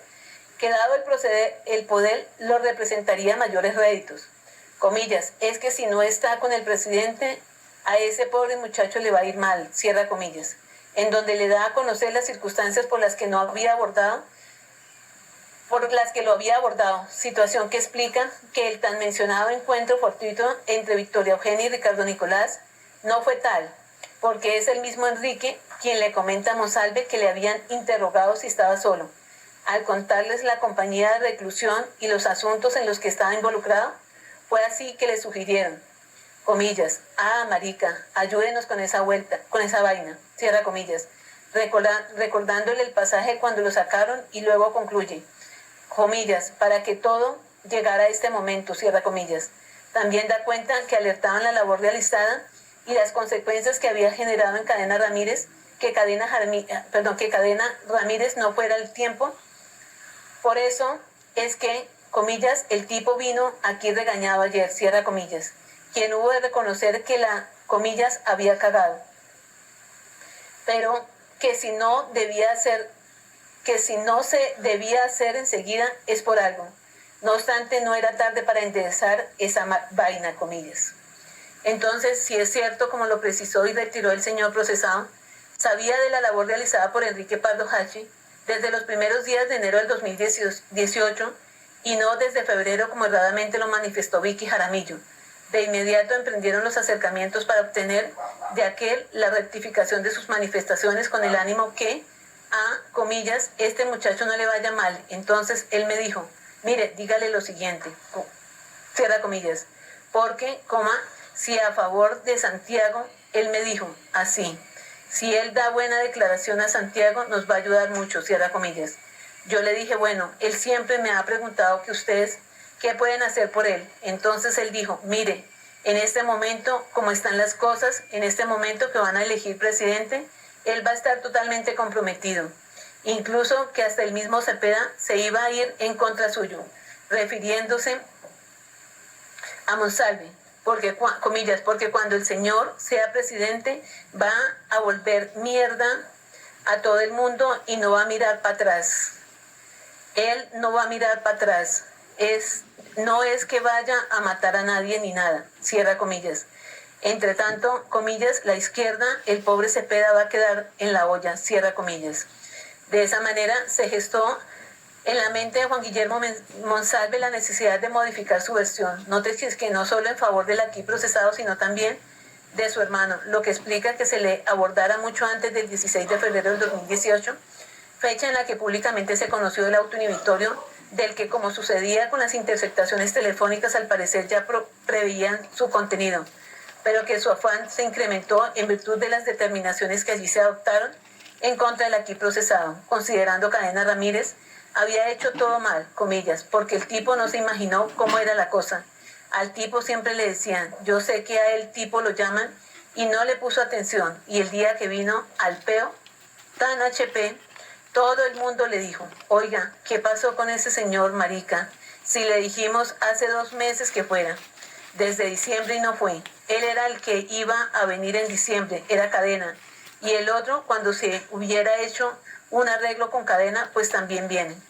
Por tanto, no es cierto el tan pregonado entrampamiento en el que los involucró Monsalve Pineda, su esposa y el senador Iván Cepeda Castro, para preconstituir una prueba y poner a la luz pública las interferencias que en su vida estaban ejecutando el procesado y sus adherentes, cambiándoles el matiz hacia la ilegalidad. Como tampoco es verídico lo afirmado por la bancada defensiva, que la aproximación entre las partes devino desde de la cárcel de La Picota, sino que al contrario la coreografía criminal emergió por otra vía, que no es otra diferente a la de presuntamente el acusado y sus adeptos, que seguían pie juntilla los designios que Dios les guiaba. Y es que, como ya se ha iterado hasta el cansancio, no tiene sentido que Juan Guillermo Monsalve Pineda, como lo resaltó la delegada de la Fiscalía General de la Nación en sus alegatos de clausura, se adentrara en la senda más espinosa buscando un coprisionero que entrelazara las influencias derivadas de sus vínculos de afinidad y así llegar a una ferviente seguidora del enjuiciado, que a su vez le transmitiera el mensaje a su ídolo y mensajero para lograr que éste compareciera al recinto penitenciario lo entrevistara y negociaran los términos de la retractación, cuando justo al lado se extendía un sendero despejado y sin sobresaltos como era la conexión con los Villegas Uribe, a quienes conocía desde niño, había trabajado para ellos y lo llevaban en la rebuena, cierra comillas, comillas. Canal directo con el exmandatario que de haber sido empleada pudo ser una vía más expedita y efectiva para lograr sus propósitos de ser ciertos. Tal era ese vínculo que los triangulaba que el propio procesado se utilizó a su amigo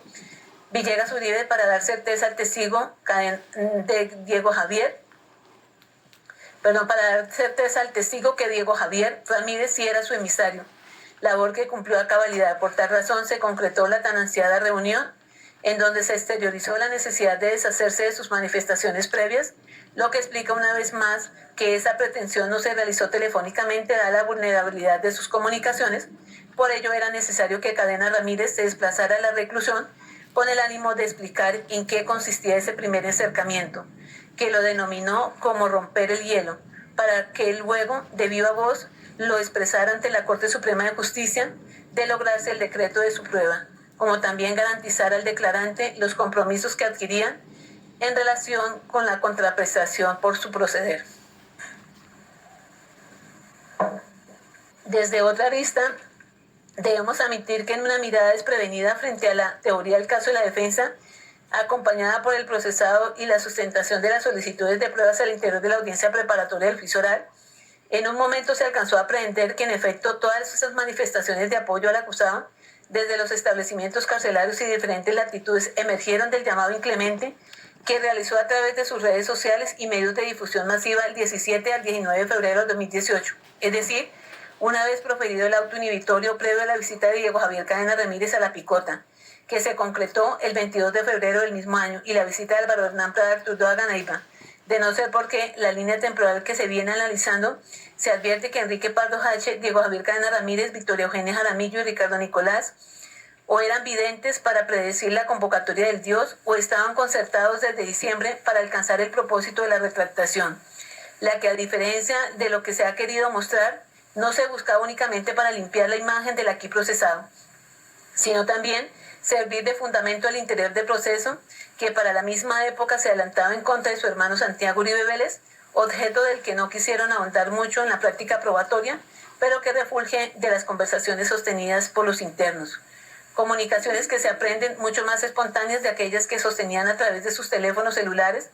que sabían estaban interceptados. Por ello, la Administración de Justicia acoge parcialmente la postulación de la defensa técnica frente a la naturalidad, pero no comparte que las mismas acrediten la premisa que recitaron todos los testigos con relación al procesado de decir solamente la verdad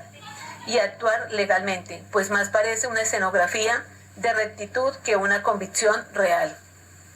Andamiaje que llevaba implícito la promesa de utilidades tales como mejorar sus condiciones carcelarias, acciones extraordinarias y protección para su familia si públicamente la solicitaba. Así se lo hacía saber Enrique Pardo Hache, quien hacía gala de las bondades de estar al lado del señor, comillas, presidente, quien, comillas, lo iba a tener en cuenta después cuando sea presidente para lo que sea, cierra comillas. Prebendas que lejos de lo que se ha querido afirmar, no eran exigidas por el detenido, tal como se evidencia de la reunión del 22 de febrero del 2018, dejando claro que la única condición es que no me toquen mis hermanos. Yo no estoy ni siquiera por eso, cierra comillas. Momento en que espontáneamente Diego Javier Cadena Ramírez emite su ofrecimiento. Comillas, por eso y con esa condición, yo lo impulso a justicia y paz, cierra comillas. Este es un claro ofrecimiento, recálquese, no exigido por Monsalve, sino exteriorizado por el funcionario del servicio de intereses ajenos. De esa misma retórica también se advierte que sí se tocó en esa plática el tema de la JED, del que dijeron estaba descartado, pues como todos sabemos está orientada a excombatientes de las FARC, miembros de la fuerza pública, otros entes del Estado y terceros civiles, estos últimos solo por adhesión voluntaria. Y si a lo largo del proceso se criticó fuertemente y allegó profusa prueba testimonial y documental para descartar la pertenencia a Juan Guillermo Monsalve Pineda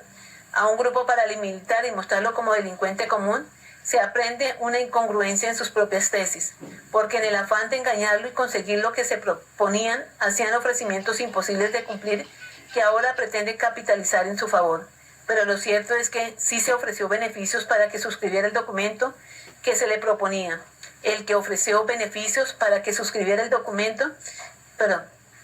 que se proponía, el que requerían con urgencia, porque ya les iba a vencer el término para presentarlo a la Corte con el trámite del recurso de reposición, asegurándole que, comillas, yo pienso que usted necesita un beneficio de alguna forma, cierra comillas.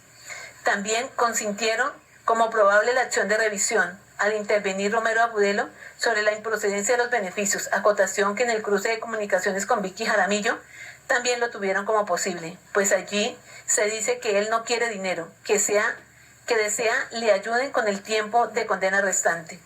En relación con el beneficio que se le ofrecía relativo a la acción de revisión, también fue exteriorizado directamente por el abogado Diego Javier Cadena Ramírez en la llamada del 3 de abril del 2018, cuando directamente indicó, vos, dos, comillas, bien, gracias, venga le cuento algo, entonces que confirmemos la cita. Mire, yo le entiendo su preocupación y la preocupación.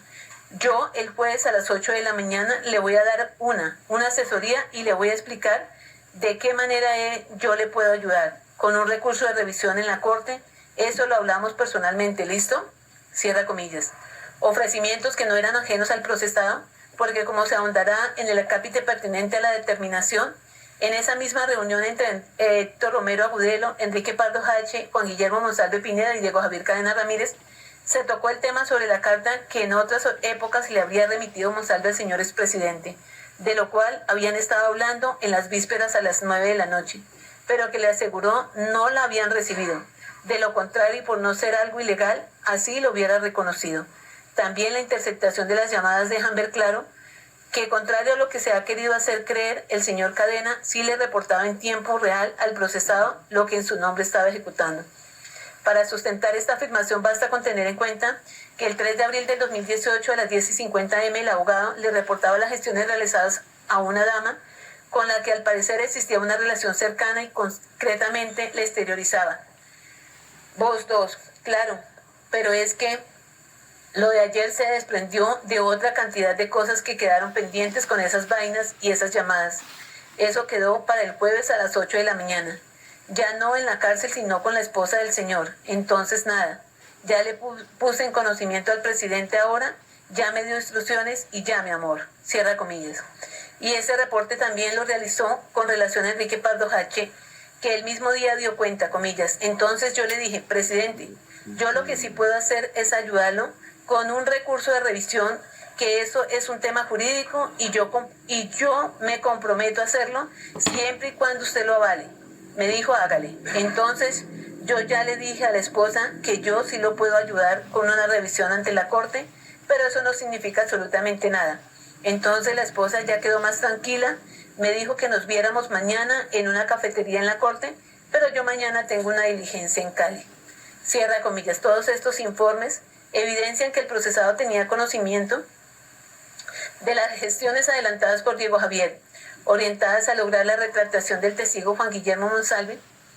quien a cambio obtendría determinados beneficios y no propiamente jurídicos, porque como bien lo señaló su abogado Romero Agudelo, el único camino que tenía para recobrar su libertad lo era el purgar la pena o valerse del trabajo de un buen ingeniero. Ahora bien, la defensa técnica insiste en que a pesar del entrampamiento al que se vio sujeto su prohijado, cierto es que jamás se le solicitó al detenido que faltara a la verdad, con el memorial perseguido, al ser bandera del acusado la honestidad en la palabra, postulación que dista completamente de lo advertido en la práctica probatoria conjunta, donde la necesidad de mutar las glosas incriminatorias era la pauta, pidiéndosele a Juan Guillermo esa variación para oponerse a los intereses del actor, tal como se divisa en la intervención de Enrique Pardo H. durante los filmes tomados en su celda, donde el hombre, sin más, exhorta a su compañero indicándole, comillas, a mí me parece que si usted ahorita se pasa para el lado de ellos, le va a ir 1000 veces mejor que inaudible. Pero, comillas, si le va a ir mucho mejor si a usted está con si está con Iván Cepeda, tiene huevón, jeje. Iván Cepeda, en el momento que vea que este señor sea presidente, Iván Cepeda llama al director del IMPER y él le cuelga ese teléfono de Iván Cepeda, marica. peor enemigo del presidente, cierra comillas. Indicativo fehaciente de que el deseo único era que Monsalve Pineda renunciara a su verdad para disfrazarla a conveniencia del encartado y sus colaboradores. Asimismo, en la grabación del encuentro censurado, Enrique, al ser cuestionado sobre la veracidad del testimonio, coligió: ustedes ahorita, en este momento, lo que ustedes necesitan es que el Señor diga que a él lo presionaron para decir lo que inaudible, no que él diga que es falso.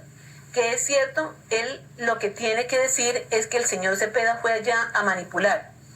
Es lo que tiene que decir, cierra comillas. Conducta de quien propone ligerezas de manera imprudente, sin importarle si lo que se va a narrar corresponde o no con la realidad. Suceso que nuevamente vigoriza la teoría acusatoria.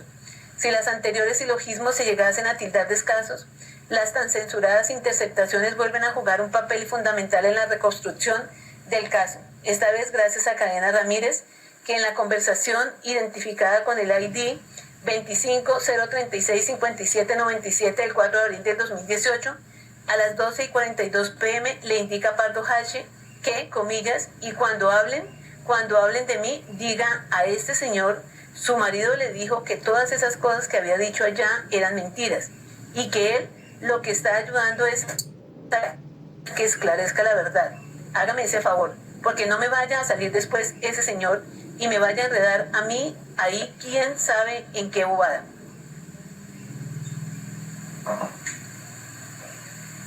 Fragmento que dilucida una manipulación discursiva, toda vez que contiene una instrucción directa sobre el contenido del relato que debe implantarse en Monsalve, y no como una invitación a decir la verdad, sino como la versión que debía replicarse.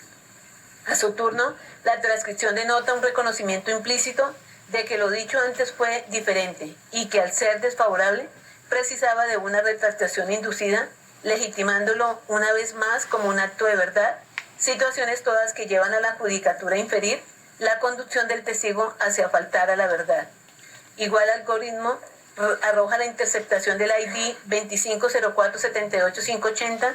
del 4 de abril del 2018 a las 3:10 p.m. de los mismos interlocutores. Se deduce del diálogo aportado una clara coordinación discursiva entre Diego Javier y Enrique, no direccionando hacia la búsqueda neutral de la verdad, sino al control de la narración, la inducción a retractaciones como el reflejo de una estrategia de manipulación testimonial que no es ajeno a este despacho, porque logró patentizar el intento de obstrucción a la justicia. Y no es solo Pardo Hache y Diego Cadena, durante las grabaciones obtenidas en el penal, que aluden a la necesidad de faltar a la verdad para compensarse con el deseo de Uribe Vélez, sino que el mismo Héctor Romero, en su intervención procesal, aceptó la explicación que le brindó a su procurado sobre las implicaciones jurídicas que supondrían la mutación de la decir, haciéndolo posible destinatario de una investigación por falso testimonio. Consejo este que emergió del único de los asistentes con solvencia técnica y jurídica, pese a que habían más abogados en la reunión, y que aún con su meritorio desempeño profesional, terminó ensamblándose en la caravana delictual promovida por Cadena Ramírez para tranquilizar al interno de que si le compulsaban copias era una investigación y que en su trasegar se podría hacer la vuelta. En esa medida, la aseveración del letrado no da lugar a equívocos frente al hecho que tipificaría el relato de falso testimonio, no pudiendo ser por las alegaciones rendidas a Iván Cepeda Castro en septiembre del 2011, porque las mismas no fueron izadas bajo la gravedad del juramento ni ante autoridad competente, menos en el marco de un proceso. Por tanto, resulta diáfano que hasta un personaje auxiliar como era Romero Agudelo podía apreciar que la intención subyacía hacia la mentira. Es así como nos hallamos en un mar de indiscreciones aisladas de las diferentes personajes que componen este episodio, que buscan de manera individual el cambio de versión por parte de Monsalve Pineda, sino en una verdadera unión de esfuerzos, en una maquinación común, tal como certeramente fue concluido por la titular de la acción penal y la bancada de las víctimas. Salta a la luz como, con el eslogan de verificar y decir siempre la verdad, se ha instrumentalizado la franqueza para legitimar lo falso, lo oscuro, lo que no es objeto de prueba, pero que sí intranquilizaba al aquí acusado, haciendo de ese discurso la carta de batalla en contra de todos los adversarios partidistas, ideológicos, académicos, institucionales o cualquiera que representara antagonismo para su proyecto político. Ahora, para contrarrestar las pruebas de la Fiscalía, la defensa en directo convocó a Héctor Romero Agudelo, que contrariando la verdad revelada con los registros fílmicos, quiere implantar la idea que la revisión de la que se habló fue de los procesos, mas no como acción, y que el principal tema jurídico tratado fue el ingreso a la JEP. Situaciones que no merecen mayor análisis, porque si bien es cierto, se habló de los beneficios, de entrada se sostuvo que el tema de la JEP estaba descartado. Así, no cuenta con mayor prosperidad el dicho de ese abogado en este concreto acápite. Con relación al escrito signado por Enrique Pardo Hache, radicado el 12 de abril del 2018 ante la Corte Suprema de Justicia, si bien fue incorporado a esta actuación procesal, nítido resulta que contiene sus manifestaciones en relación con el conocimiento previo que de Juan Guillermo Monsalve Pineda tiene. Por tanto, no puede confundirse la permanencia de la prueba que operaba bajo el rigor de la Ley 600 del 2000, que se aplicó a este proceso cuando el acusado estaba amparado por el fuero constitucional, al que renunció y en virtud de ello conoce la instancia en consecuencia en este procedimiento acusatorio, la misma al haberse acogido su amanuense al derecho a guardar silencio, al considerarse como víctima y además estar investigado por los mismos hechos, no pudo ser controvertida por su adversario procesal. En consecuencia, a no haberse solicitado como prueba de referencia, no merece valoración alguna. Recordemos que la Corte Suprema de Justicia ha sido reiterativa al precisar que dada la naturaleza adversarial del esquema de procedimiento previsto en la Ley 906, únicamente puede referirse el carácter de prueba a la presentada y debatida durante el juicio oral, en plena observancia de los principios de inmediación, concentración y contradicción, escenario que no se cumplió, por ello, de ahí nuestra determinación con relación a dicha prueba. Como se analizó de manera individual, cada uno de los personajes en alguna época compartieron vida carcelaria con Monsalve Pineda. No lograron desvirtuar sus dichos. Recordemos Raúl Agudelo Medina y Wilcer Darío Molina. Su único interés fue presentar al senador Iván Cepeda Castro como asiduo visitante de los establecimientos carcelarios ofreciendo beneficios ilegales. Pero como ya se anotó con la prueba documental incorporada, se acreditó que su labor la ejecutó en su condición de defensor de derechos humanos, cumpliendo los reglamentos signados por el INPED y reportando su actividad ante el Congreso de la República. La única importancia con relación al testimonio de Leonardo de Jesús Agudelo Durán fue lograr el alcance para que Molina pudiera visitar al procesado, a dar cuenta de la información que presuntamente había recibido en el establecimiento carcelario de parte de un tercero, declaración que entre otras el mismo Gabriel Muñoz Ramírez controvierte, porque centró su dicho en otros temas y con relación al presunto ofrecimiento de beneficios para enlodar el nombre del señor Uribe Vélez, ningún insumo aportó. Luis Alipio Rodríguez Maecha y Nicolás Curado Monsalve afirmaron que conocían la presunta intención de Monsalve de retractarse, situación que quedó acreditado no correspondió a la verdad, pues a pesar de haber sido abordado por diferentes frentes, como lo advirtió José del Carmen Helmes Albarracín, siempre sostuvo su versión. Testigo este último que describió, por el contrario, como al interior de la picota Monsalve Pineda era constantemente abordado en el patio que compartían para que se retractara, especialmente por el gringo, en este caso Enrique Pardo Hache, lo que guarda congruencia con las grabaciones que fueron aportadas y que se valoraron, en donde se hace evidente la insistencia de este interno para que cambiara su versión. No se logra tampoco acreditar que Monsalve Pineda fuera beneficiario de beneficios, valga la redundancia, únicos en relación con los demás internos, porque fue muy claro en sostener que la disciplina en los patios que ocupaban era resguardada por los mismos internos y que de puertas para adentro todos gozaban de celulares, dinero, licor, fiestas. Se quiso siempre mostrar que el senador proveía de todas esas desigualdades para sostener la falsa imputación, pero son los mismos declarantes convocados por la defensa que desconocen esa situación. Ahora, en relación con la pertenencia o no de Monsalve Pineda a un grupo al margen de la ley, como se dijo al iniciar este acápite, ello no es objeto de análisis bajo esta investigación, y más cuando en la valoración de su testimonio se dejó claro por qué se le otorgaba credibilidad a su testimonio rendido al interior del juicio oral. sin que corresponda a la realidad que su padre, Óscar Antonio Monsalve, y su hermano, Óscar Hernán, desacreditara su dicho, porque en el primero fue evidente su intención de faltar a la verdad, nerviosismo, su evasión en temas que podían comprometer al aquí procesado, y en relación a su hermano, dada la poca relación que sostienen incluso desde antes de su segunda salida de la hacienda Guacharacas, no puede dar fe de los caminos que tomó su hermano en ese entonces. A contraluz del primer acto se desarrollaba una escena paralela, tejida con hilos distintos, pero destinados a cruzarse en Neiva. Carlos Eduardo López Callejas,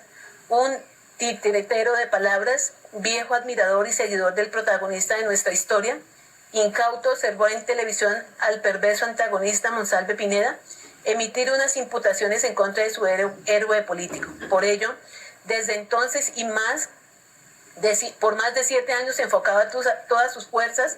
por acercarse al detractor malicioso,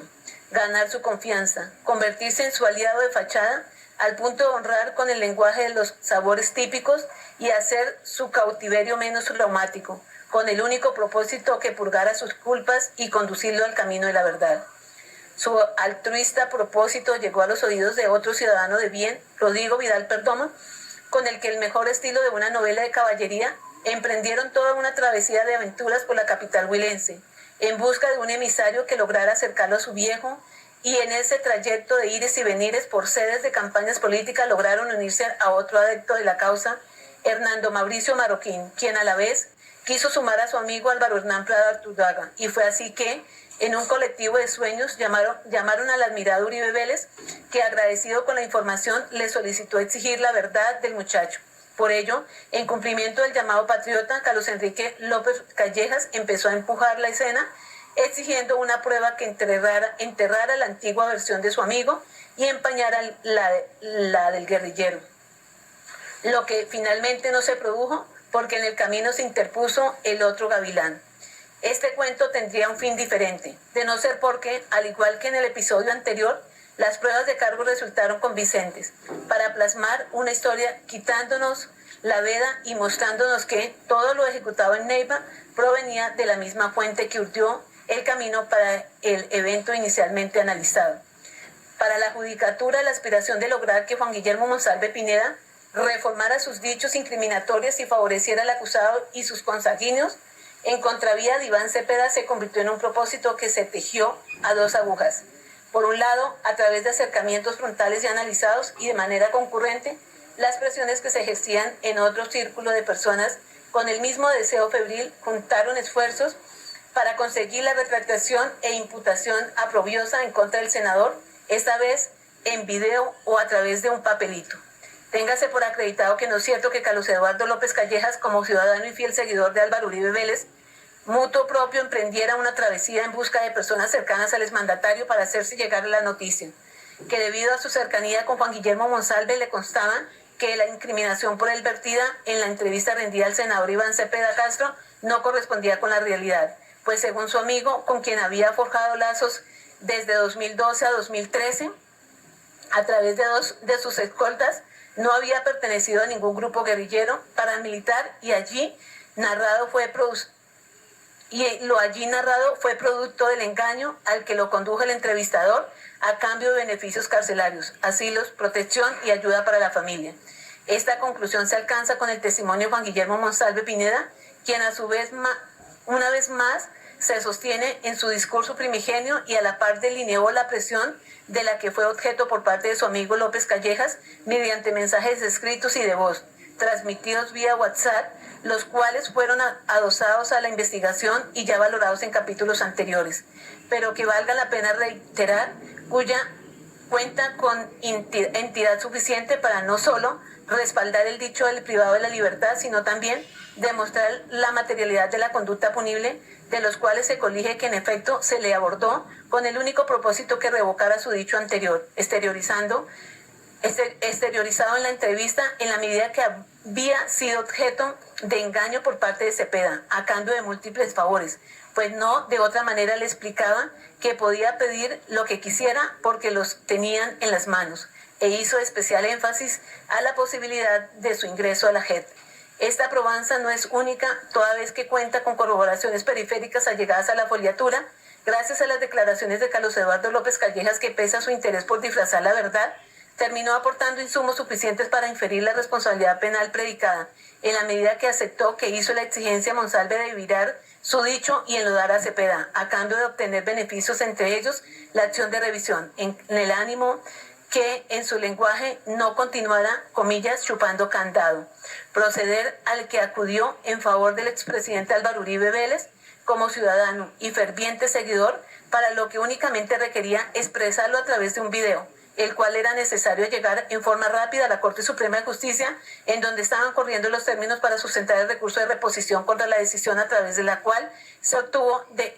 de iniciar investigación en contra de Iván Cepeda Castro, hecho que igualmente quedó acreditado con la prueba documental incorporada, entre ellas el auto inhibitorio, la denuncia formulada por Iván Cepeda Castro, entre otros. Al exteriorizar esta misión a su amigo Rodrigo Vidal Perdomo, se ofreció a acompañarlo para buscar personas cercanas al exmandatario que le hicieran llegar el recado. Pero lo cierto es que la prueba arrojó que ya se fraguaba en cercanías del acusado un plan para el propósito ya analizado, que no fue otro diferente al de ubicar personas cercanas al recluso, como lo era López Callejas, quien en varias oportunidades lo visitó, le remitía encomiendas de comidas típicas,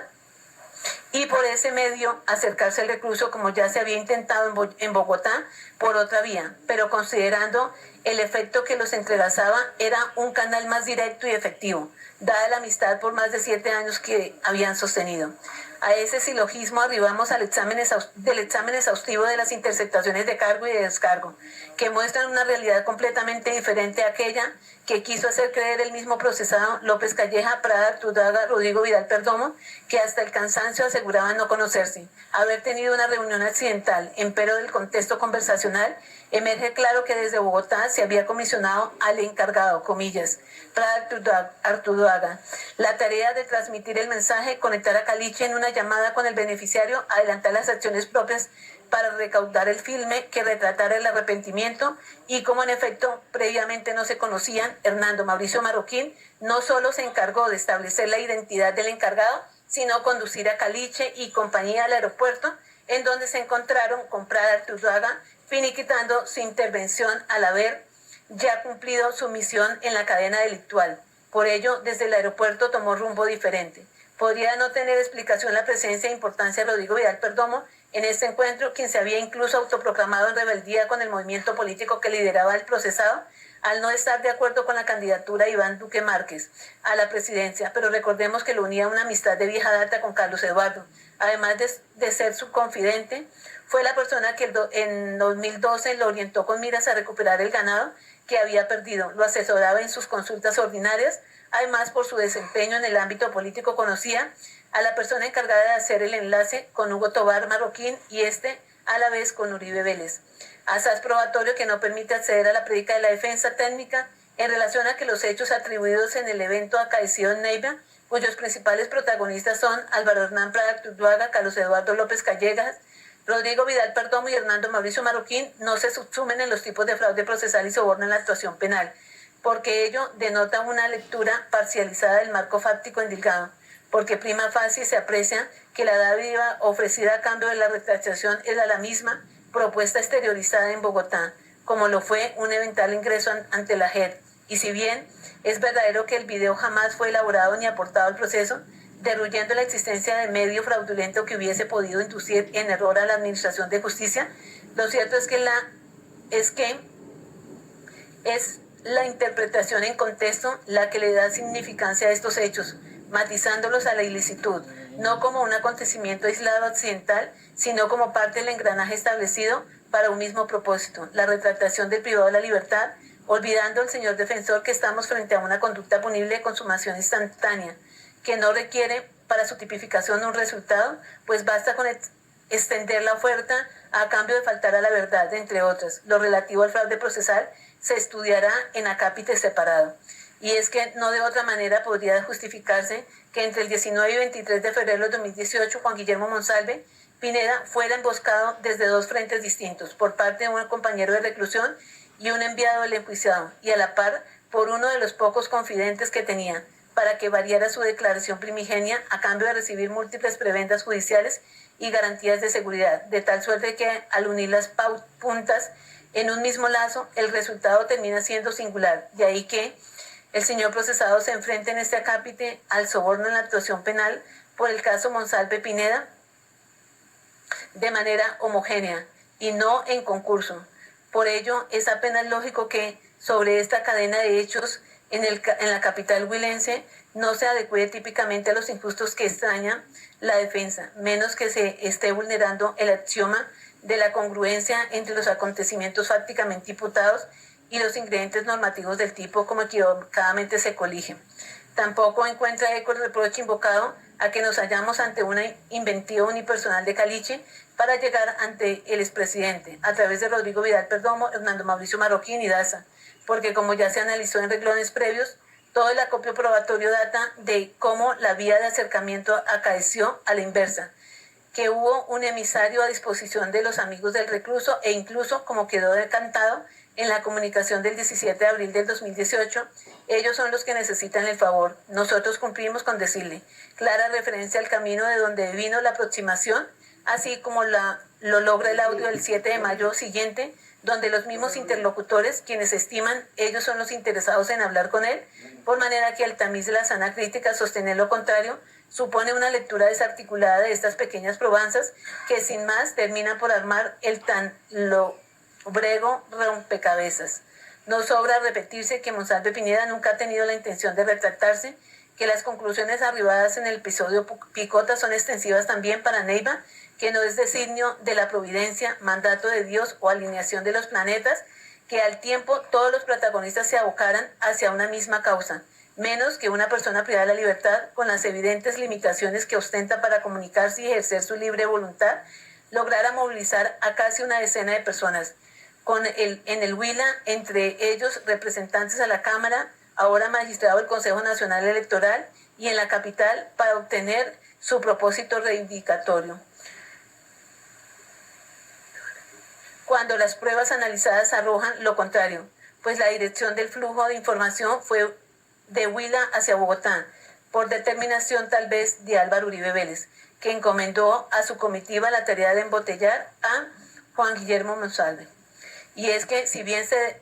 diferirá el estudio de la figura de la determinación a renglones posteriores, ostensible es que el acusado sí conocía el plan que se maquinaba, que no fue accidental su intervención, tal como los criticados audios de Carlos Eduardo López Callejas denotan, pues recordemos que estableció, comillas, pero yo escuché directamente, me lo pusieron en altavoz al viejo, ahí, y dijo, venga mijo, ¿será que usted puede entrar y hablar con él? Y que nos mande un video diciendo que ese hijo de puta no le está prometiendo cosas que no le pudo cumplir, que no sé qué, que sí, cuándo, y que lo que está hablando él es mierda. ¿Será que nos puede cumplir con eso, comillas? La directriz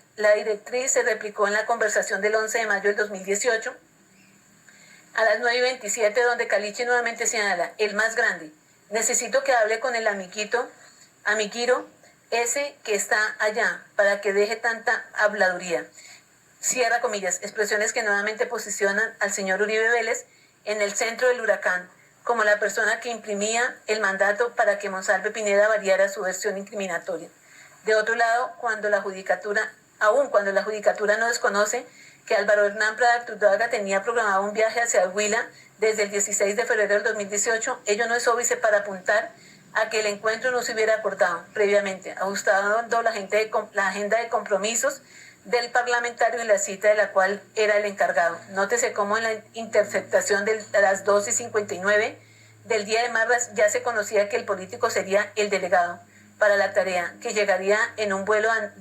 Neiva entre las 4 y 5 de la tarde. Situación esta que llevó a movilizar a Carlos Eduardo López Callejas, Rodrigo Vidal Perdomo y Hernando Mauricio Marroquín al aeropuerto para alcanzar el tan ocupado diputado, quien pese a ello desplegó diferentes actividades para remitir el mensaje, conectar en llamada a su determinador con el vaquero patriota y cristalizar reuniones sui generis durante sus actos de campaña con Caliche para recibir reportes de cómo iba la gestión. Entonces no eran necesarias las comunicaciones previas entre Uribe y Prada, o como con otro protagonista para predicar la determinación. Primero, porque sabemos, por ejemplo, que el ahora magistrado del Consejo Nacional Electoral tenía su línea de nombre a nombre de Lucy Arturduaga, y nada obsta para que tuviera más abonados asignados a su identidad para comunicarse con el padrino de sus hijos. Segundo, porque se advierte con sencillez que el congresista era extremadamente cauteloso en sus comunicaciones, prefiriendo que los diálogos se materializaran de manera personal y que por ese tipo de canal digital, como quedó develado con el mensaje "por aquí no", comillas, y porque es palpable la confusión de la representación defensiva entre la determinación y la autoría. Repítese, desde distintos canales no intervenidos por la justicia perfectamente se pudo gestar ese impulso a cometer la conducta delictual, y cuando ello, aún siendo especulativo, se colma con el cúmulo de interceptaciones y medios de convicción que datan de cómo el encausado directamente le relató a su séquito en esa van su designio para hablar con el amiguito para que mande un video, diciendo que su adversario político no cumplió sus promesas. En este grupo de políticos, representantes, amigos, mensajeros y libres coayudantes, era muy común que manejaran lenguaje cifrado en sus comunicaciones, al punto de cuidarse de emitir nombres. Nótese que en relación con el procesado le decían jefe, viejo, expresidente, el muy, muy grande, su papá. También era común que la interlocución se utilizaran terceras personas para transmitir su mensaje, tal como ocurrió con Daza, que era el puente para recibir y emitir los mensajes del expresidente, tal como ocurrió con Victoria Eugenia Jaramillo y con Prada Arturduaga, que en una de las versiones de las varias que se conocieron aducen con ella le dejaron al procesador el parte para que devolviera la llamada que desde el Huila no había respondido, y también juega un papel importante en transmitir hacia el mediodía que el delegado era Álvaro Hernán. De otro lado, tampoco tiene eco la premisa de que lo pretendido por el acusado no era más que buscar la verdad, un llamado a Juan Guillermo de limpiar sus dichos con honestidad, porque el interés no era el esclarecimiento genuino de unos hechos, sino la intención de desdibujar la versión original con la alteración artificiosa del relato, calumniando a su opositor, tal como el recluso lo exteriorizó en múltiples escenarios en los que primero se sostiene en sus glosas y al tiempo admite el temor que la propuesta le generó de incurrir en falso testimonio. Inquietud que también comparte Carlos Eduardo López Callejas, que a sabiendas de la coacción gestada para su amigo para que su amigo se retractara, dudó en concurrir a la Corte Suprema de Justicia a mantenerse en su ajenidad al hecho y retratar las supuestas confesiones de Monsalve, so pena de ser investigado como quedó bosquejado en el ID del 404-29-2018.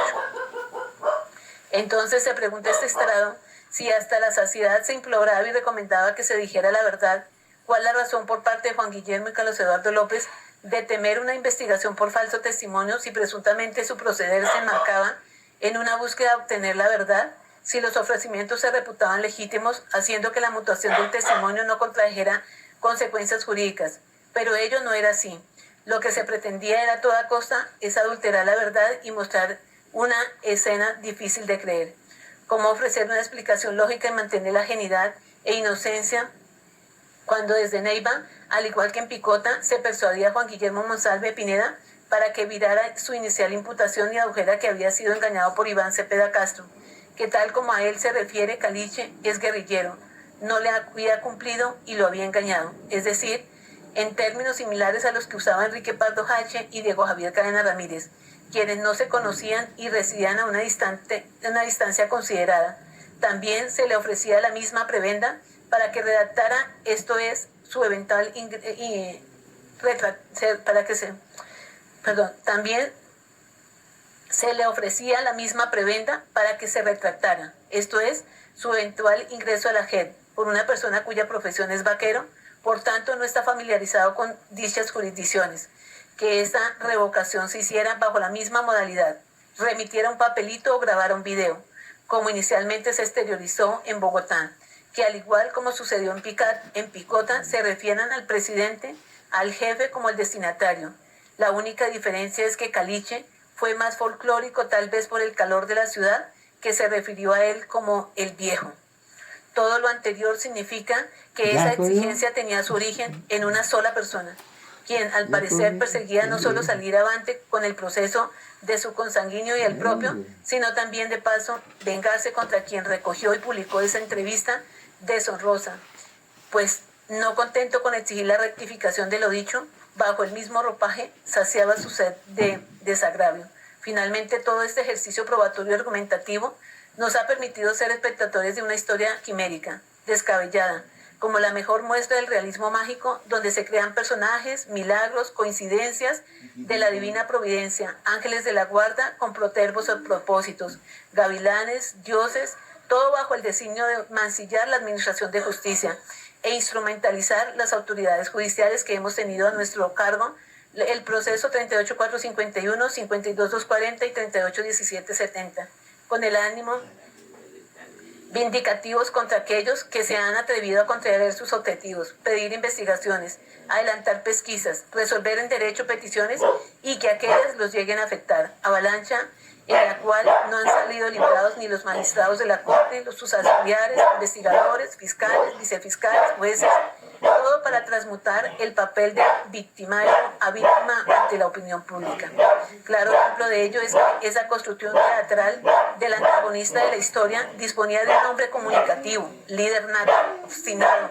educador, que ejerciera autoridad en los establecimientos carcelarios donde pernoctaba, con la potencialidad de engañar a un abogado, un privado de la libertad, un ganadero, una asesora política, un vaquero, un ganadero, un representante en la Cámara y hasta un exgobernador, ex senador y expresidente. Pero el casting para infortunio de la defensa falló porque el actor que se eligió para interpretar ese papel no cumple con las calidades arrogadas, pues fue fácil aprender no solo de su declaración en vista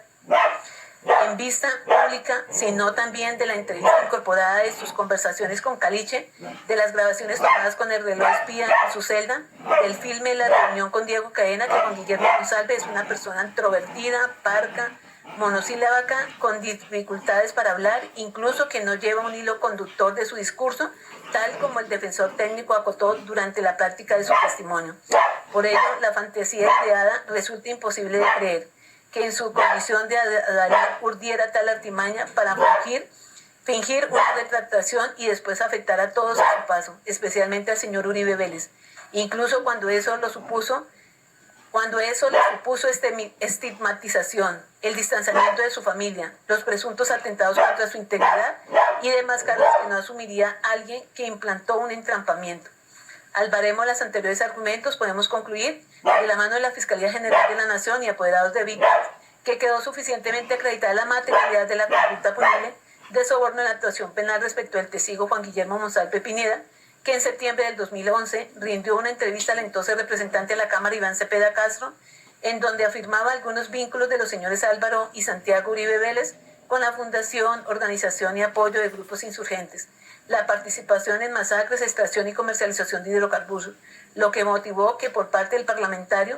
se corriera traslado de esta charla a la Fiscalía General de la Nación, hecho que incomodó al expresidente de la República, y a través de su abogado lo denunció por abuso de función pública, calumnia y otros. Por ello, la Corte Suprema de Justicia, luego de adelantada la indagación, el 16 de febrero del 2018 decidió inhibirse de abrir investigación en contra del senador y compulsar copias contra el expresidente. Antes de producirse esa determinación, a través del abogado Diego Javier Cadena Ramírez, Enrique Pardo Hache y Carlos Eduardo López Callejas, se buscó que el señor Monsalve Pineda rectificara sus dichos en contra de los hermanos, pues también se supo que el señor Santiago Uribe Vélez estaba vinculado a una investigación como presunto colaborador de la organización paramilitar Los 12 Apóstoles, actividad que se incrementó con la producción del auto inhibitorio a cambio del profesional del derecho. Le adelantaría una acción de revisión frente a las condenas que lo mantenían cautivo, mejores condiciones carcelarias y que sí pedía seguridad de manera pública para su familia. El aquí procesado lo apoyaría. Por ello, desde Bogotá y Neiva, se emprendió una auspiciosa actividad orientada a que Monsalve Pineda, en favor de los hermanos Uribe Vélez, faltara la verdad ante la Corte Suprema de Justicia y desmintiera lo dicho, pero adicional debía argumentar que lo allí expresado era producto de la actividad malintencionada del senador Iván Cepeda Castro, quien había obtenido ese coloquio bajo promesas de beneficios carcelarios y asilos. En esos términos, el primer soborno en actuación penal en cuanto a la materialidad de la conducta punible ha quedado acreditado. Vamos a hacer el receso, son las 2 horas, 1:30, 3:30, 5 minutos, continuamos a las 3:36.